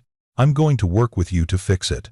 Now, if you tell me about genuine misconduct, someone breaking laws, or seriously violating regulations, yes, we'll have to address that. But having critical opinions or pointing out leadership failures, that's exactly what I want to hear." She looked around the table. "Think of this as a safety brief for command climate. We need early warning when things are going wrong, and you're my early warning system." Linda spoke up. "General, I'll start then. The changes you've made are visible and appreciated. But there's still a segment of mid-level leadership, mostly field-grade officers and senior civilians, who are waiting for this to blow over. They're complying outwardly but not changing internally. They think if they just wait you out, eventually you'll move to another assignment and they can go back to the old ways." "Names?" Sarah asked. "I'd rather not start by pointing fingers. But I can tell you where to look. Organizations where the commander says all the right things, but junior personnel still seem nervous. Places where policies have changed but culture hasn't." Sarah made a note. "That's useful. Chief Rivera, make sure we're conducting spot surveys in those organizations. Not just the ones we already know have problems." "Yes, ma'am." Marcus raised his hand tentatively. "Ma'am, I have a civilian perspective. The contractors and GS employees I talk to feel like they're still second tier. The messaging about everyone matters is great, but when it comes to actual decision-making, civilians are still often left out or consulted last." Specific example? Last week, there was a facilities planning meeting. The GS-12, who literally manages the facilities, wasn't invited because it was an officer-only discussion. Then they made decisions that directly affected his operations, without his input, and now he's stuck implementing plans that don't account for operational realities. Sarah felt her jaw tighten. "Who convened that meeting?" "I don't know the name, ma'am. But I can find out." "Do that. And send me the information directly. That's exactly the kind of thing that needs to be corrected immediately." The meeting continued for 90 minutes, with council members raising issues ranging from minor irritations to significant policy gaps. Sarah took notes on everything, occasionally asking clarifying questions, but mostly just listening. When they finally wrapped up, she stood and addressed the group. "This was incredibly valuable. We're going to meet monthly, same format. But between meetings, I want you to know you can reach me directly if urgent issues come up. You're not just advisors, you're part of the leadership team now, whether you wear rank or not." As people filed out, Linda hung back. "General, can I ask you something personal?" "Of course. Do you ever miss it? The simplicity of just serving coffee, not having to worry about all these organizational problems?" Sarah considered the question seriously. "Sometimes. There was something peaceful about that routine. Just make good coffee, treat people well, go home at the end of the day. But I'd go crazy doing that full time. I need the challenge of trying to fix broken systems, even when it's frustrating and exhausting." "That's what I thought." Linda smiled. "You're a builder, not a maintainer. You need problems to solve." Guilty as charged. That evening, Sarah returned to her quarters at 2,100 hours, exhausted but satisfied. Her desk was still covered with paperwork, 147 open-door emails, from day one had grown to over 600 total messages over 3 weeks, and she'd personally responded to every single one. Her phone buzzed with a text from General Chen. Hearing good things from the IG. Looks like your unorthodox approach is paying off. Proud of you. Sarah smiled and typed back. Still a long way to go. But the direction feels right. She pulled up the command climate metrics one more time, studying the trends. Improvement was visible but incremental. Trust scores were up 12%, but still below where they should be. Retention and tensions were up 8%. Reports of toxic behavior were down 15% though. As she'd noted in the meeting, that could mean fewer incidents, or just fewer reports. The data told a story. Joint Base Andrews was healing. But healing took time. Sarah opened her laptop and began drafting the weekly message she sent to all base personnel, a practice she'd started after the change of command ceremony. This week's message would focus on sustainment, on the importance of maintaining standards even when attention faded. Team Andrews. 3 weeks ago, I made promises about accountability, respect, and change. This week, I want to talk about what comes next. The hard work of making temporary improvements permanent. Change is easy when everyone's watching. The real test is whether we maintain these standards when I'm not in the room. When the IG isn't investigating. When the spotlight moves elsewhere. That's when character reveals itself, not in moments of high visibility, but in the daily choices we make when no one's checking. I'm seeing evidence that many of you understand this. I'm seeing field-grade officers holding doors for airmen. I'm seeing junior enlisted speaking up with ideas. I'm seeing civilians being included in decisions that affect their work. These small acts, multiplied across thousands of interactions every day, are what culture change actually looks like. But I'm also seeing resistance. People going through the motions without changing their hearts. Leaders complying with policy while privately dismissing the principles behind it. Organizations where the words have changed, but the underlying attitudes haven't. To those leaders, you're fooling fewer people than you think. Your subordinates know when you're being genuine, and when you're just checking boxes, and I'm listening to them. To everyone else, keep doing what you're doing. Keep speaking up. Keep treating each other with dignity. Keep holding yourselves and your leaders to the standards we've established. And keep believing that this change is real and permanent, because your belief is what makes it so. This is a marathon, not a sprint. Stay focused. Stay committed. And remember why we're doing this. Because the mission deserves our best, and our people deserve leadership that brings out their best. V.R. Lieutenant Gen Sarah M. Vega Commander, Joint Base Andrews. She hit send, watching the message propagate through the base email system. Within minutes, her phone began buzzing with responses mostly supportive, a few critical, all of them proof that people were engaged and paying attention. Her final task of the day was reviewing the IG's preliminary findings on the Vanguard Aerospace investigation. She opened the classified document and read through the executive summary. No evidence of criminal fraud or corruption. Evidence of inadequate oversight, preferential treatment, and ethical drift. Recommend administrative action against Colonel Davidson. Letter of reprimand. Enhanced contracting oversight procedures. Mandatory ethics training for all personnel involved in acquisition, and review of all sole source contracts exceeding simplified acquisition threshold. Sarah made notes in the margins, drafted her endorsement of the recommendations, and flagged the document for formal processing tomorrow.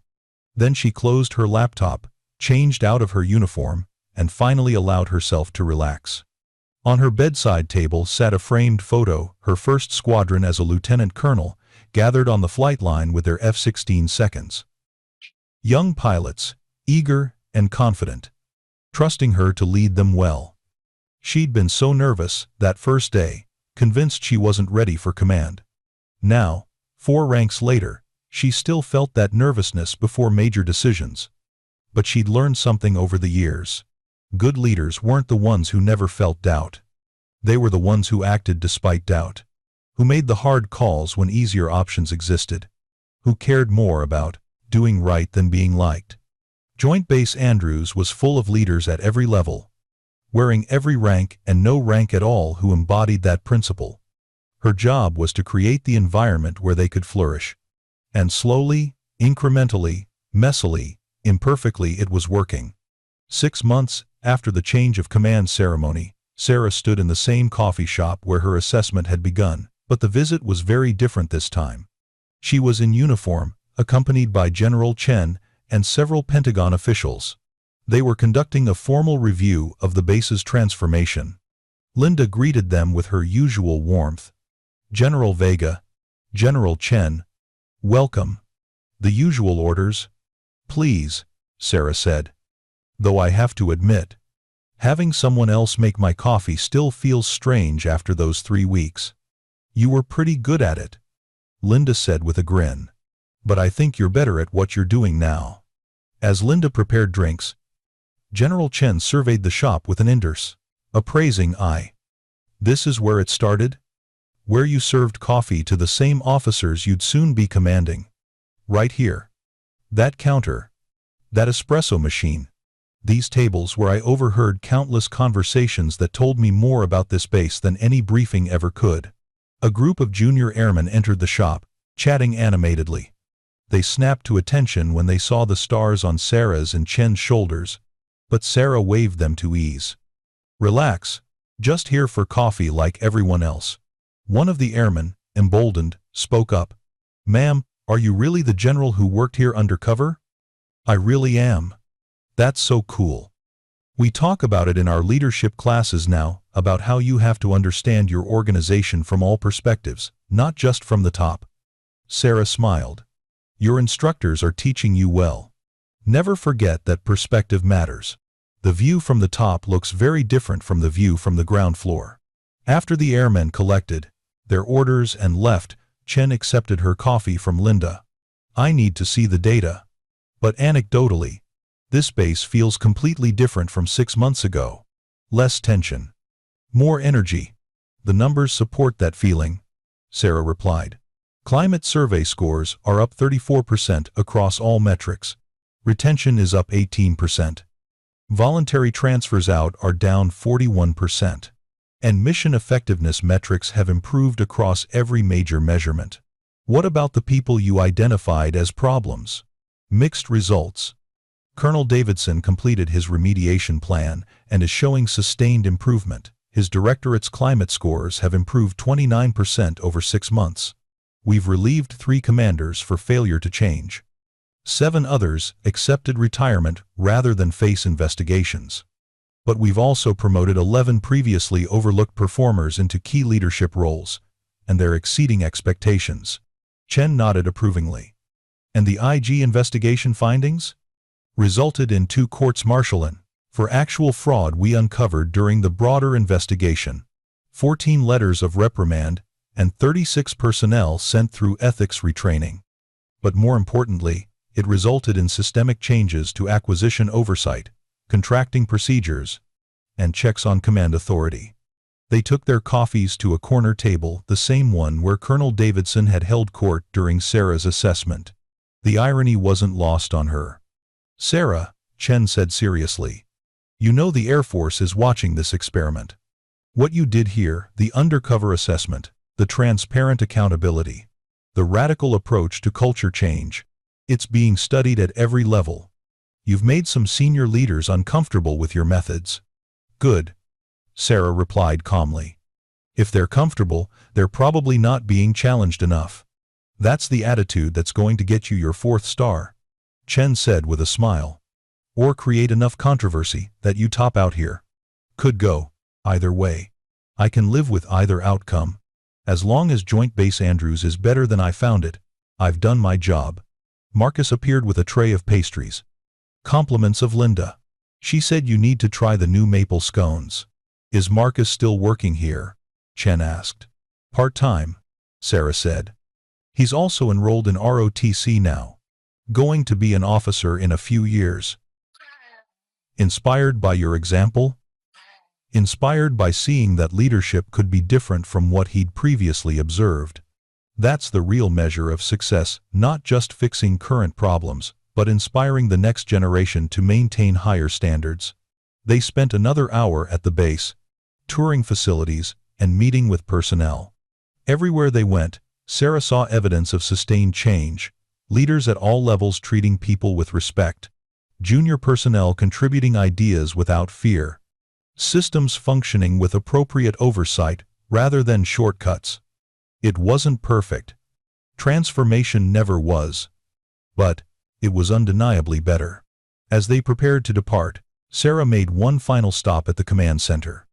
Senior Master Sergeant Torres was on duty, supervising operations with the quiet competence Sarah had noted 6 months earlier. "Sergeant Torres." "A moment?" "Of course, ma'am. I'm putting you in for senior," Sarah said, referring to the highest enlisted rank. "You've been the backbone of this command center's improvement, and you embody the leadership standards we're trying to establish. Your package goes to the board next month." Torres's eyes widened. "Ma'am, I thank you. I wasn't expecting." "You earned it. Just keep doing what you're doing." On the drive back to the airfield, General Chen was quiet for several minutes before speaking. "You know what impresses me most about what you did here?" "What's that?" "You didn't just identify problems. You demonstrated that senior leaders can still connect with the operational reality of their organizations if they're willing to shed discipline, their rank temporarily, and actually listen. That's a lesson the whole Air Force needs to learn." "So you're saying I should write a manual? The Undercover General's Guide to Command Assessment?" Chen laughed. "God, no. If everyone starts doing it, it loses effectiveness. But the principle that leadership requires understanding your organization from multiple perspectives, that needs to be part of how we train commanders." Sarah gazed out the window at the base. One last time. The real lesson isn't about going undercover. It's about caring enough to find out the truth, even when that truth is uncomfortable. About having the courage to hold people accountable regardless of rank. And about believing that culture change is possible if you're willing to do the hard, patient work of shifting expectations and behaviors, one interaction at a time. That's the lesson that'll define your legacy, Chen said. Not just here, but everywhere you lead. As their aircraft lifted off from Joint Base Andrews, Sarah looked down at the installation spread out below. Somewhere down there, Linda was serving coffee. Marcus was working while studying for his commissioning exams. Colonel Davidson was rebuilding his reputation through consistent actions rather than empty words. Hundreds of junior personnel were speaking up with ideas because they believed their voices mattered. And thousands of people were treating each other with dignity because that had become the expected standard rather than the exception. She thought about the coffee lady persona she'd inhabited for 3 weeks, the invisible service worker people dismissed or ignored. That experience had given her something no amount of briefings or reports could provide. Genuine understanding of what life was like for people without rank or authority. An insight into how power dynamics shaped organizational culture. But more than that, it had reminded her why she joined the Air Force in the first place. Not for the rank or prestige, but for the opportunity to serve something larger than herself. To protect people who couldn't protect themselves. To build organizations that brought out the best in everyone, not just those at the top. The aircraft banked east toward the Pentagon. Sarah had meetings scheduled for the afternoon. Decisions to make. Challenges to address. But for this moment, she allowed herself to feel satisfied. Joint Base Andrews wasn't perfect. It probably never would be. But it was better measurably, undeniably better than it had been 6 months ago. And that was enough. If you enjoyed this story, please subscribe for more military and veteran stories.